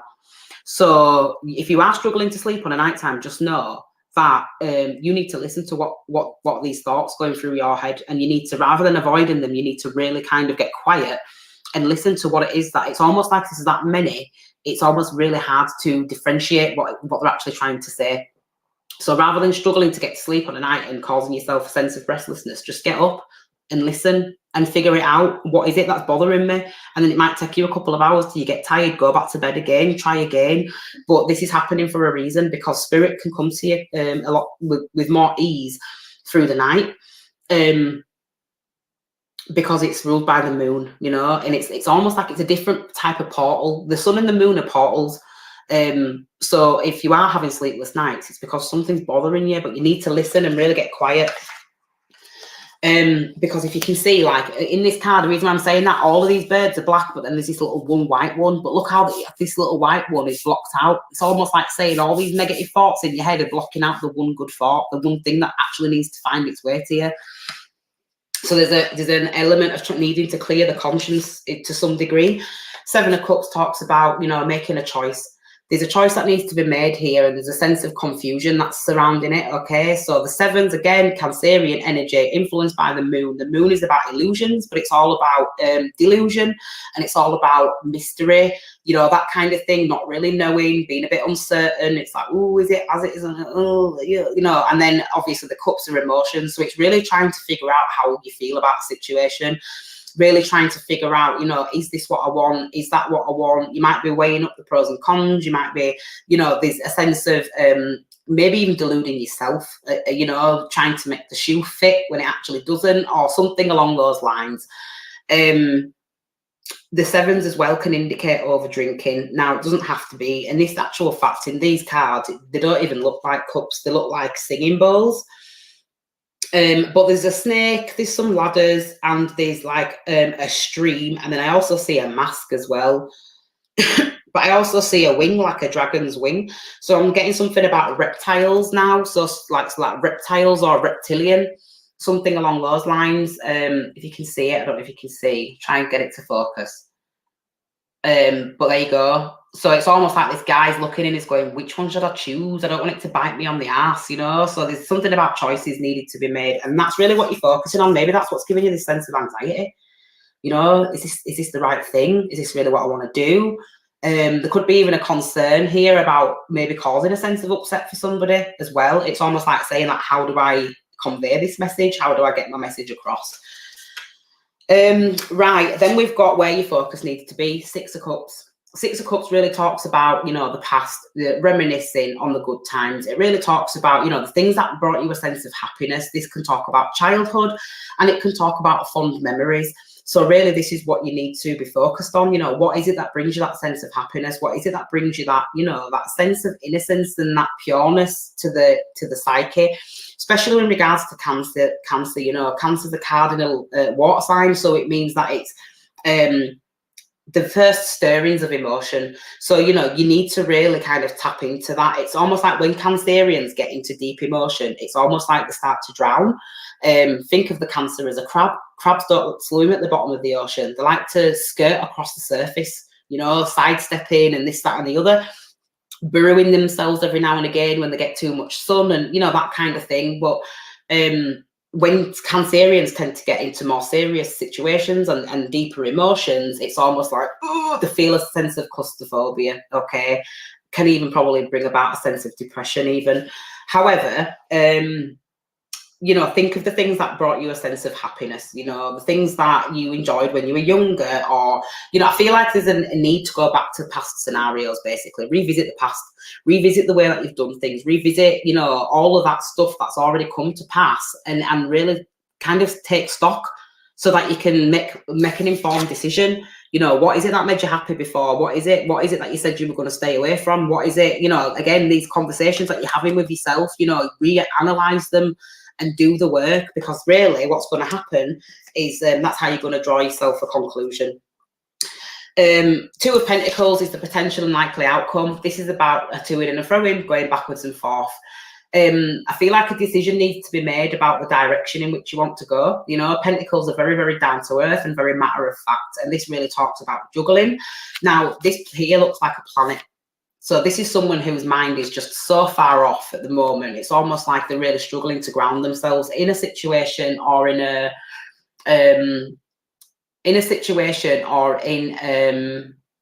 reality. Basically, there's a bit of a struggle there. It's almost like a uncertainty, because when the two comes in, the two is really symbolic of polarities, the two differences, and really trying to balance them out. You know, you kind of weighing up pros and cons, you're going backwards and forwards, you're kind of seeing things one way, then this way, and, you know, again, so it's almost like this is really a card of working with the elements, seeing how things go. It's quite frivolous. If you think of this in terms of money, it's almost like it's a little bit, you know, there's a little bit of value, but not that much that I'm going to keep it in my pocket. Like, I'm just going to juggle with it. It's almost like playing. There's a bit of playing around. There's a playful energy to this. So again, it's almost like really not taking something serious. And again, obviously, because there's two represents the dynamic of relationship as well. So it's almost like a to-in and a throw-in with regards to a relationship, or this could even be a relationship of self with another, relationship of self with even a child, or the self with a friend, or, you know, anything. It doesn't matter. But again, reflective, because the two is reflective of the one. Okay, so it could be a sibling, it could be something that you are symbolized by, if that makes sense. Like, you find yourself in that thing, if that makes sense. So that's the potential outcome, you know, really weighing up the pros and cons and trying to ground them in reality rather than keeping them in your head and in your emotions and in your heart. I feel like there's a need to get realistic with yourself, revisit the past, you know, think and reminisce and go over past things and past experiences, and try to find a sense of resolution, basically, especially with the number 9. You are so beautiful to me. So there could be somebody that's in awe of you, or you could be in awe of somebody else. You know, you could find somebody attractive, or they could find you attractive, something along those lines. But you are so beautiful to me is a really nice card, actually, and it's a really nice energy. So we'll leave that there because it's pretty self-explanatory.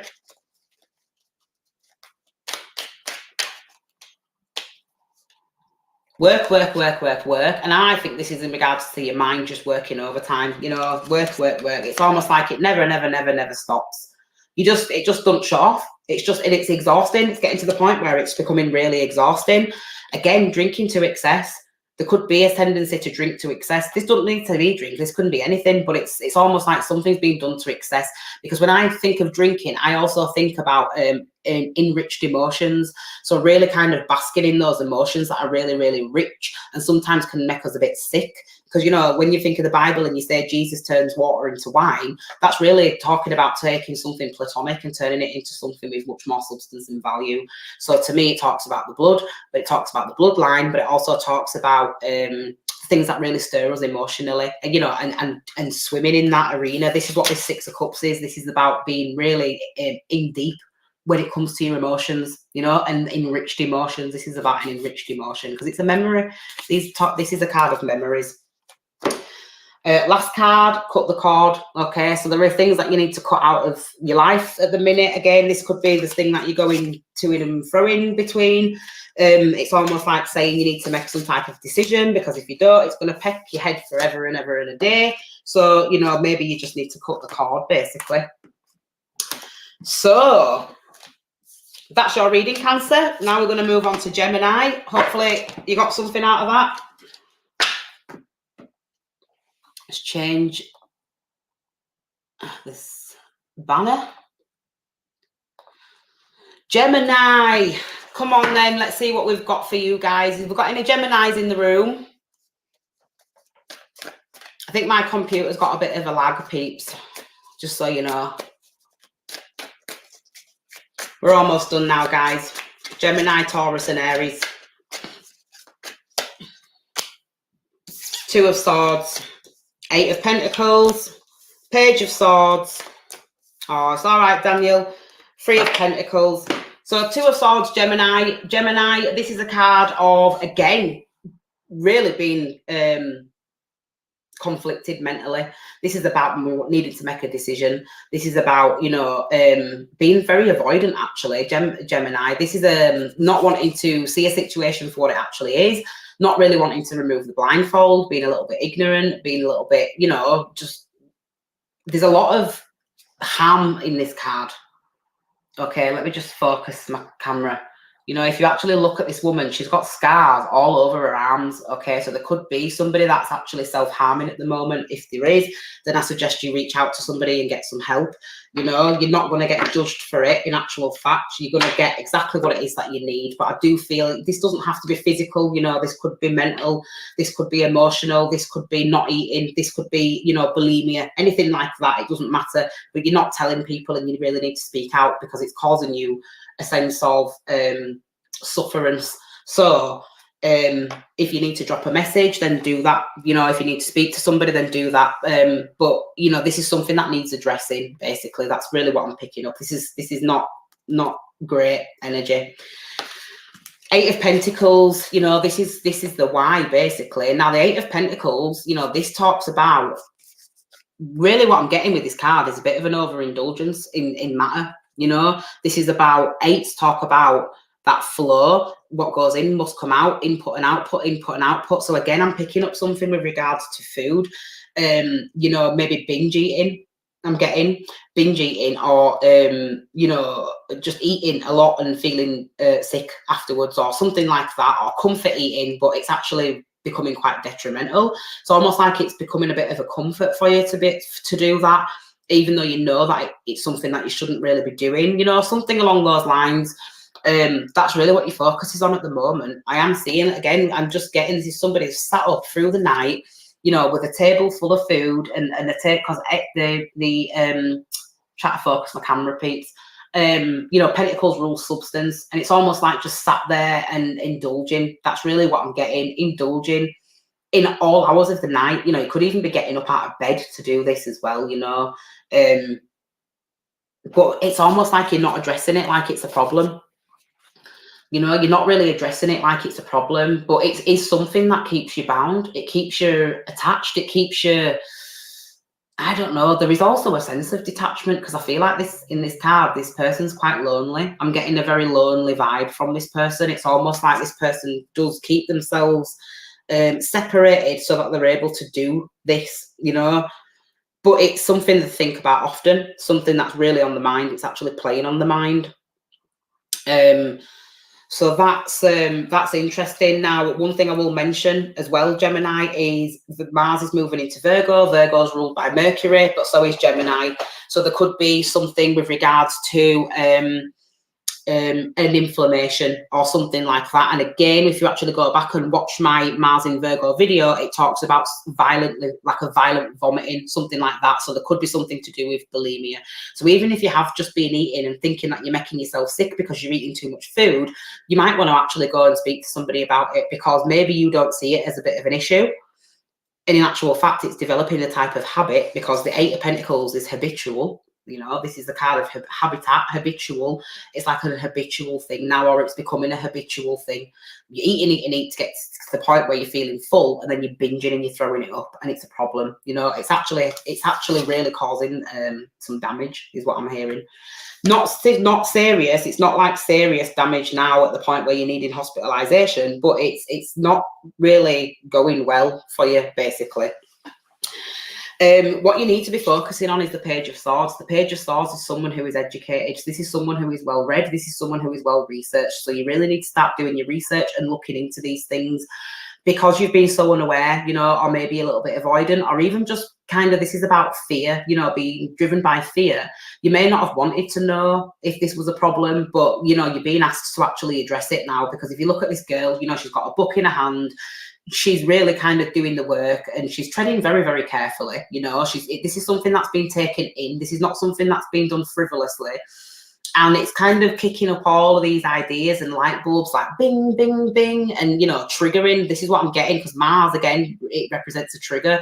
So it's almost like you're reading into this and you're being triggered, and you're saying, oh my God, I didn't realize that. And in actual fact, for those of you that don't know, I have ADHD, and that's one of the ways that, well, it's actually ADHD if you want to go technical and whatever, but that's one of the ways that I figured it out was by looking at TikTok and seeing all these actual real people saying this was the thing that I thought was just me, but it turns out it's ADHD. And these people do all this mad stuff, and I'm like, I do that. I actually do that.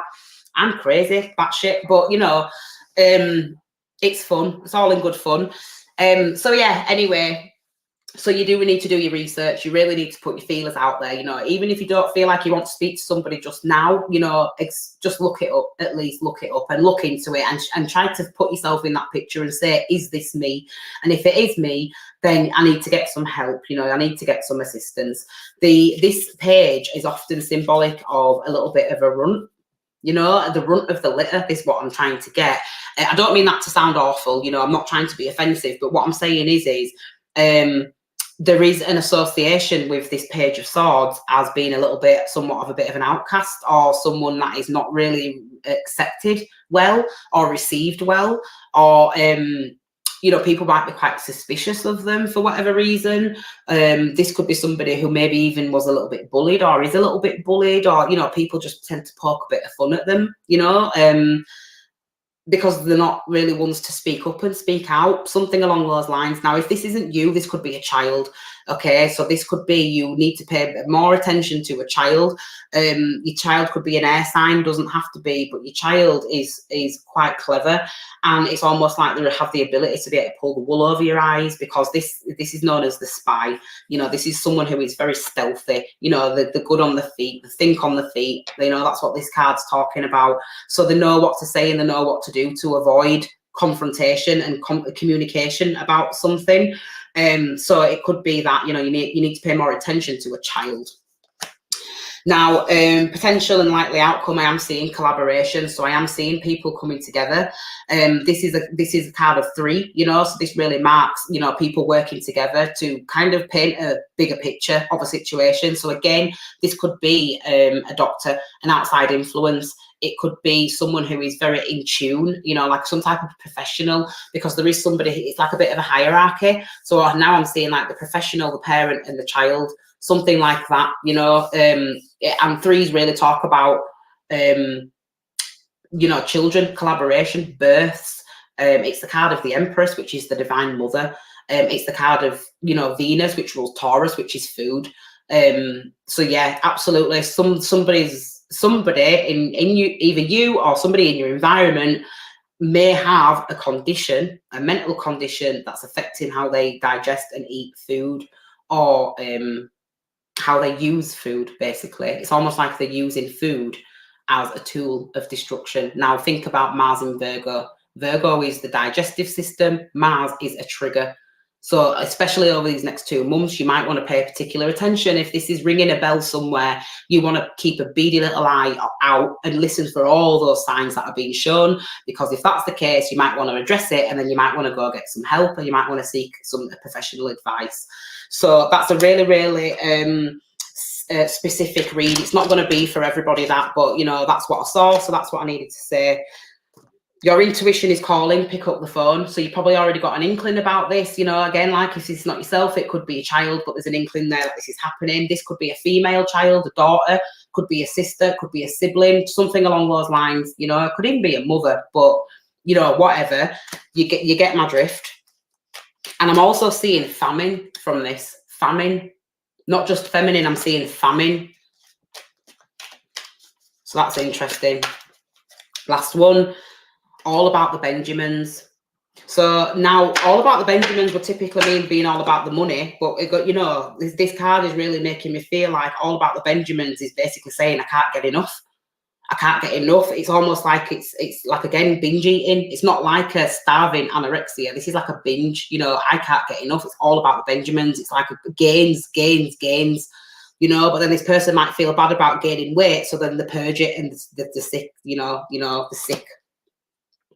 Temptations are too much. Temptations are too much. Again, look, it's talking about, and then a white picket fence. I feel like there's a lot of pressure on this person to be perfect. I think, you know, maybe this person is kind of up front and center. Maybe this person is in the limelight somewhat, or you know, they tend to be quite popular or whatever. So there's a fear there that they don't want to be seen as, you know, disgusting or, you know, something along those lines, which is really sad. So that's your reading, Gemini. Sorry it wasn't a better one, but, you know, these things need to be said. Right, okay, last two, and I'm going to be quick because my battery's running out, and I'm going to make sure everybody gets a reading. Let me see what I'm on. I've got 31 minutes, guys, so I'm going to be super quick. Right, Taurus. Any Taurians in the house? See, I always, these readings always last forever when I'm going through all the signs. But, you know, it is what it is. Right, 2 of Pentacles, 4 of Pentacles, Ace of Swords for you, and the 6 of Swords. So very thinky. This is not being collected. 5 of Wands. So Helen, you're a Taurian. Hopefully this will resonate for you. 5 of Wands is all about struggle, conflict, challenge. Okay, so bear that in mind.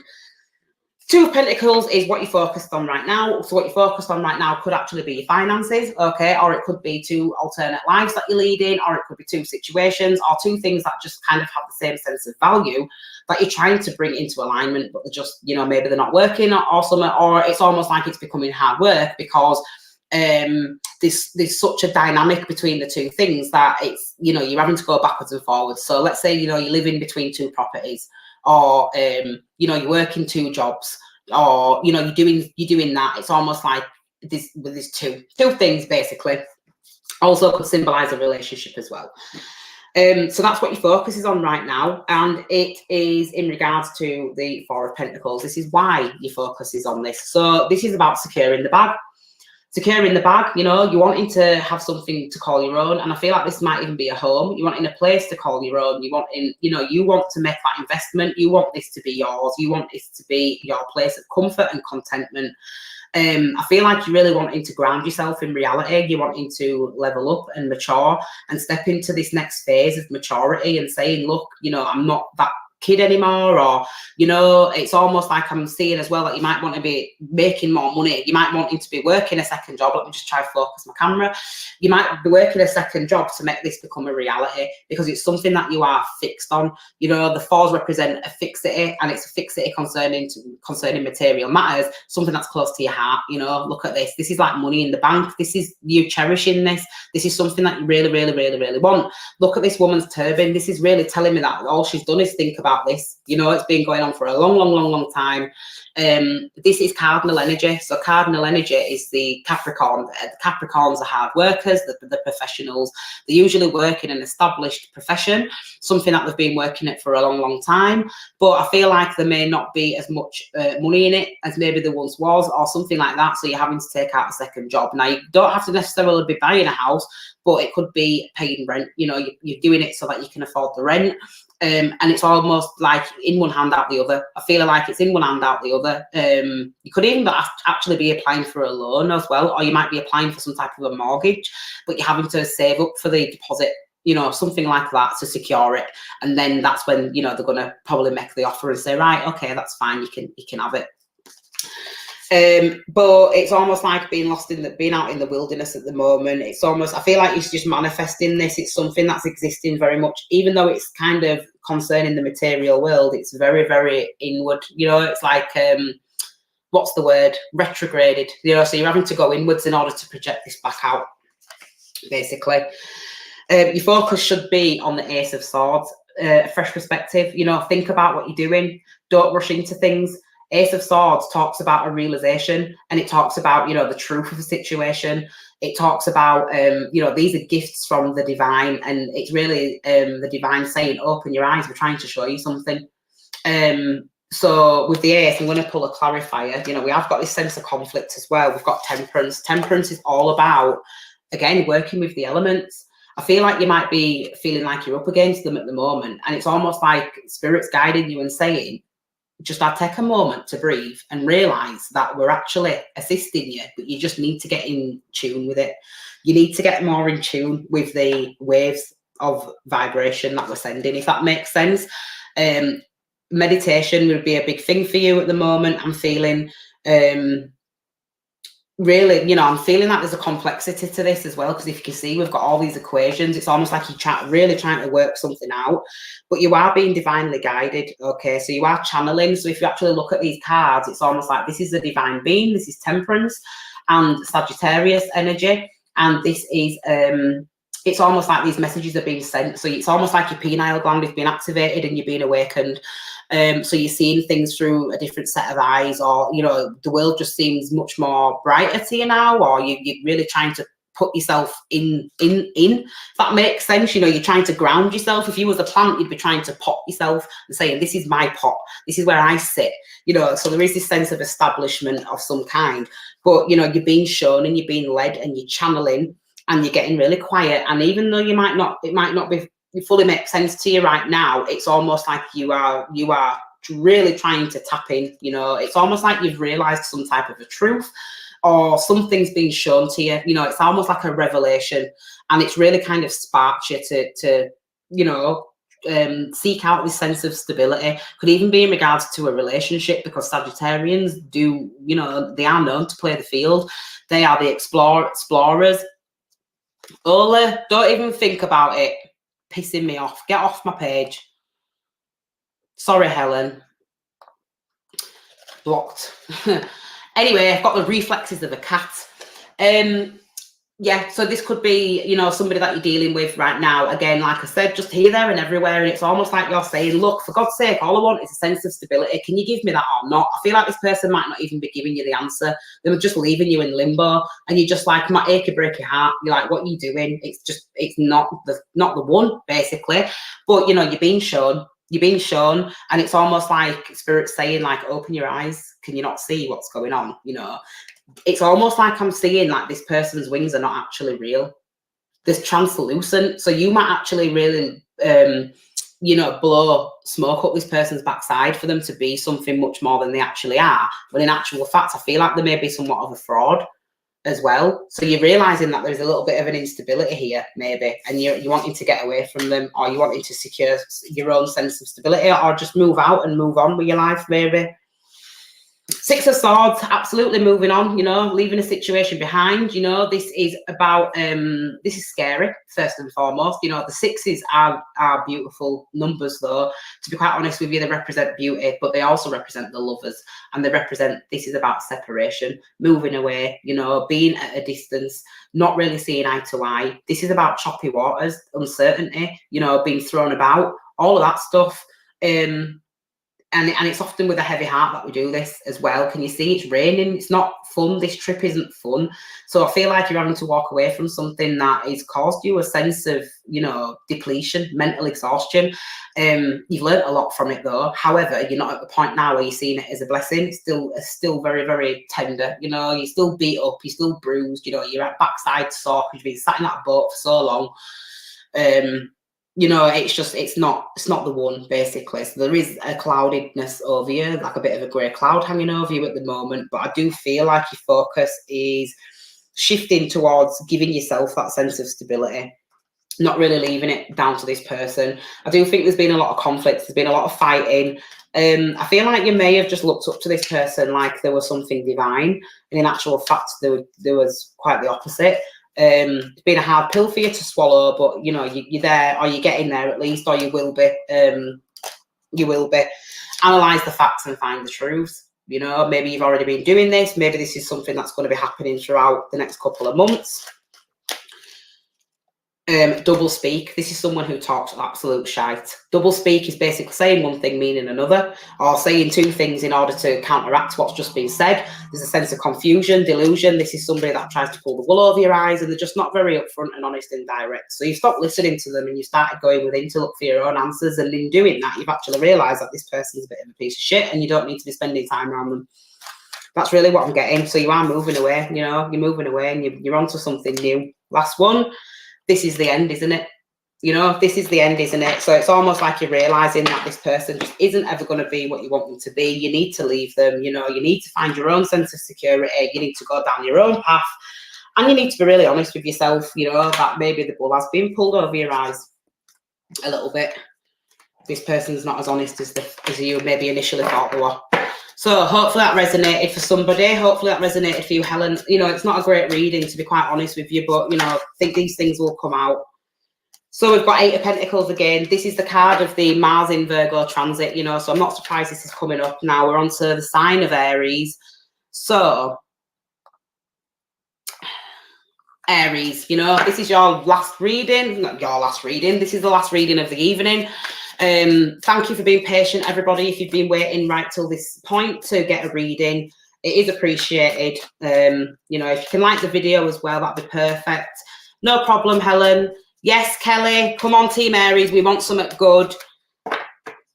I think, guys, I am gonna pull back on these readings. I think I've already mentioned that, and maybe just do them once every 2 weeks. I've got so much other stuff that I want to kick out and do, and I've got courses galore, and I've got workshops coming up, and loads of stuff. And you, Janet, yeah. And I can't do that if I keep spending my evenings. And you know, it's nobody's fault, because I actually really like doing these. But I just need to get on top, guys. And then, you know, in future, who knows? Maybe we can start doing them more often. So we've got 8 of Pentacles, and we've got the Empress. Beautiful energy. The Strength card, even better. And 2 of Wands, perfect. Right. 8 of Pentacles talks about, I've just seen 222. So 8 of Pentacles talks about working, grafting, putting in that time and effort, spiritual development, cultivation, rituals.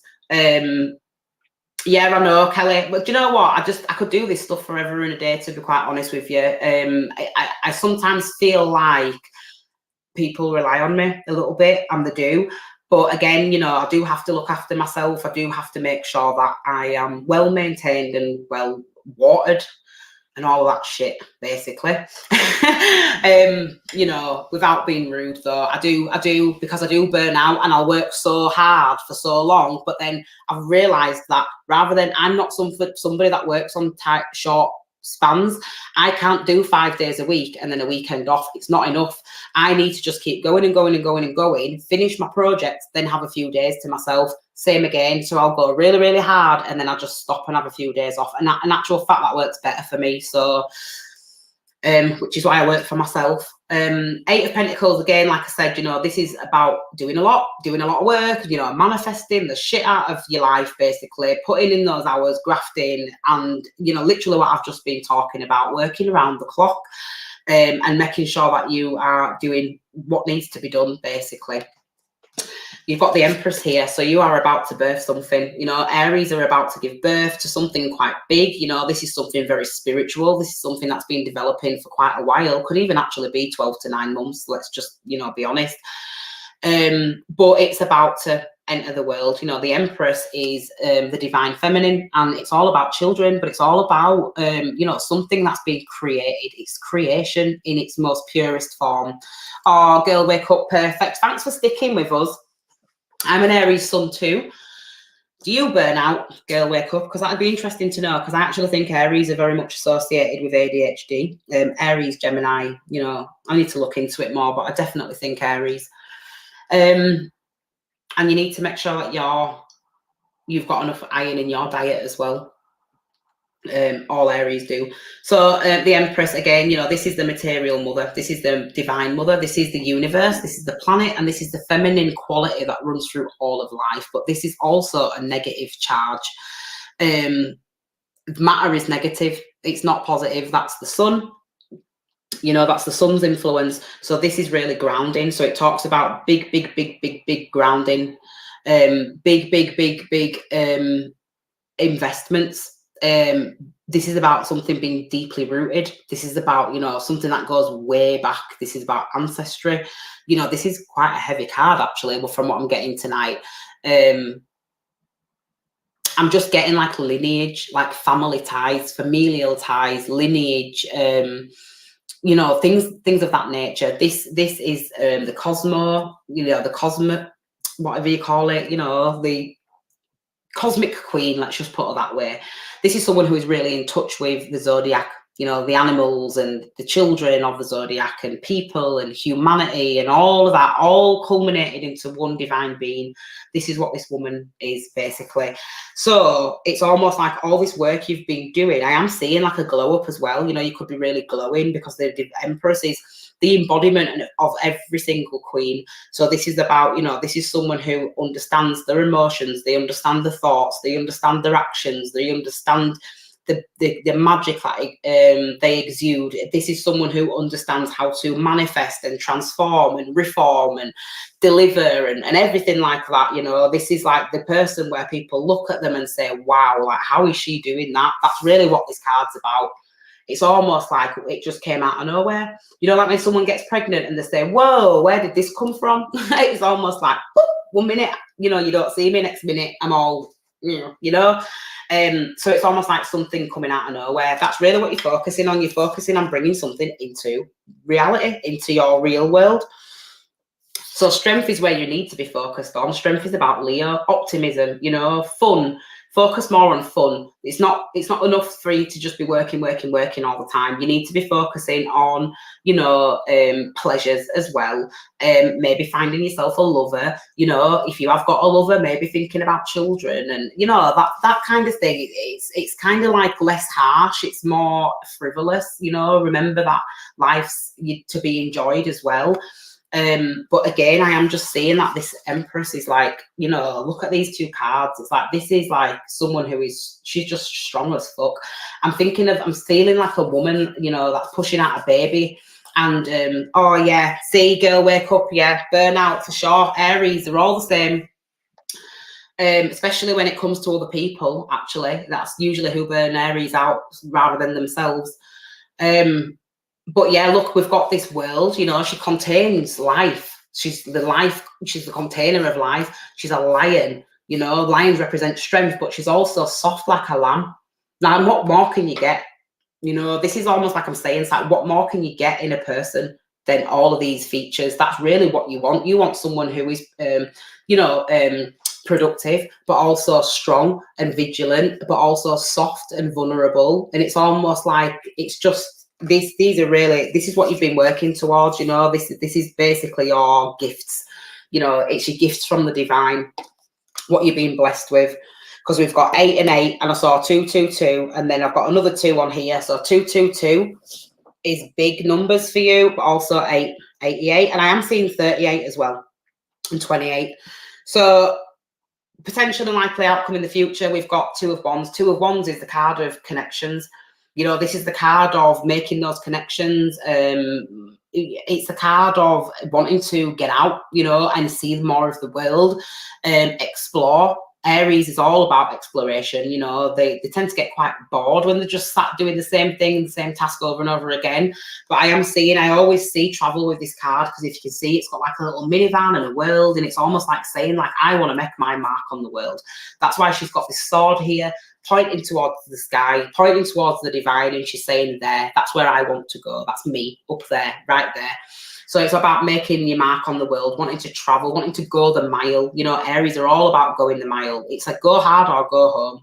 And with Mars being in the sign of Virgo, this is in regards to the day job. This is in regards to the day-to-day routine. You may be wanting to travel more with regards to the work that you do. You may be wanting to get yourself out there more. You know, this is basically, you know, you looking out on life. If you imagine that this building is actually a head, And this little person inside you, you know, little Kelly or little Haley or little Janet or whatever, or little girl wake up, looking out through the eyes of you, the actual you, if that makes sense, saying, I know there's more for me out there.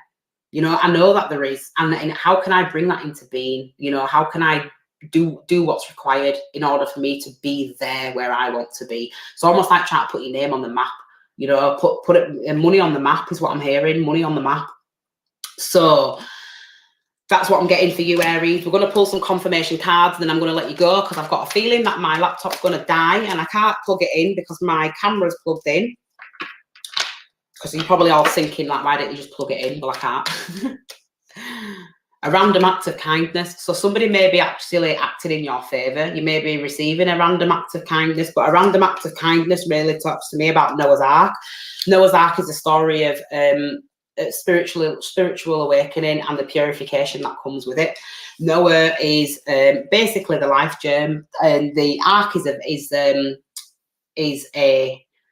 the seed. Let's just think of it like that. And all of the animals that are, you know, that go on 2 by 2 are saved, basically. So this talks about being saved. The rest of the body is flooded, but the ark is lifted, and it never drowns. It never, you know, and that was and then there's the promise of the rainbow and all of that. It's actually a story of ascension and awakening. So I'm picking that up with a random act of kindness. Random act of kindness is a blessing, you know, think of it that way. So you're being blessed. Remember when we. So, you know, there is something about nostalgia going on here as well. Remember when we. So, you know, do you know what I'm thinking more than anything, though? Because there's no cards here about relationship, really. It's almost like looking back on the old version of yourself.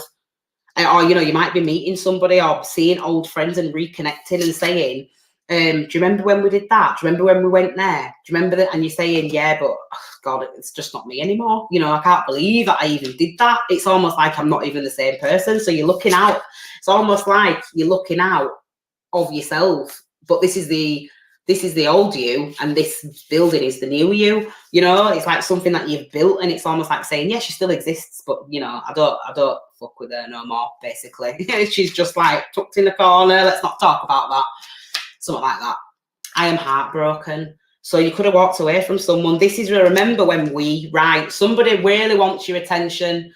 Remember when we, I am heartbroken. So someone's really reminiscing about you. Why? Because you're showing up strong as F. You know, you're showing up like this divine feminine. You've got it all going for you. You're strong. You're attractive. You know, you're drawing in everything that you're manifesting. You're doing the work and you're doing the most. You are soft, you are fierce, and you are gorgeous. And that's what this person's seeing, you know, and they're saying, remember when we, and I'm like, yeah, not live there no more. Don't live there no more. That bitch is dead and gone, you know, and this person's really heartbroken because it's almost like the cat. This is maybe them wanting to reach out to you saying, oh, do you want to go on a little trip? Or, you know, let's go around 88 again. And you're just like, no, thanks. So they're sat and they're really in reminiscence about, you know, maybe I should just reach out. Maybe I should just, you know, get in touch and see what they're up to, or something along those lines, maybe. Finances stabilizing. So again, perfect and trapped. This is interesting. Do you know what I'm seeing with this as well? Finances stabilizing is basically you putting in the work and doing what's required and, you know, stabilizing basically. This trapped is basically this person that is stuck in a situation that they've probably created for themselves. It's almost like they're in a prison, and it's basically saying, again, I always get this, you know, a palace can also be a prison. So you put yourself in this little ivory tower thinking that you were better than everybody else, and now you're just trapped. You're trapped because you've almost like you've bamboozled yourself, or, you know, you've done the most, and now it's like checkmate. This is what I'm getting, checkmate. So strategy, there's some bit of mental strategy that's been going on with this person. So absolutely. Last card for you, Aries. The Emperor. Could be dealing with an Aries, or, you know, Aries yourself, but really this is telling me that you're bossing up. King of Pentacles has just shown himself. King of Pentacles is a Taurus, could be dealing with a Taurus, but I feel like this is somebody that maybe wants to come into your life and offer you a sense of stability, and you're like, no thanks, I've created my own, you know, too little too late, sorry. You should have done that when I were down and out. Not when I was on the up and up. So yeah, that's your reading. Oh, is that resonated, Kelly? Oh, brilliant. Do you know what, guys? It's been a long one tonight, and it usually always is when I go through every single one of the signs. So I want to say thank you for hanging in there. I am going to jump off now because my computer's about to die, and I don't want to be rude. If you want to leave a comment, please do so. You know, I will get back to you. If you want to book a reading, all my information is going to be going up on Facebook soon. But my website, just go over to my website. You can find it on my Facebook page, and you can book from there. And, look out. I was going to make some announcements, but I'll just do a separate video, to be quite honest with you. And I'm going to leave it there, guys. So I love you lots. Thank you for joining me, and I will speak to you soon.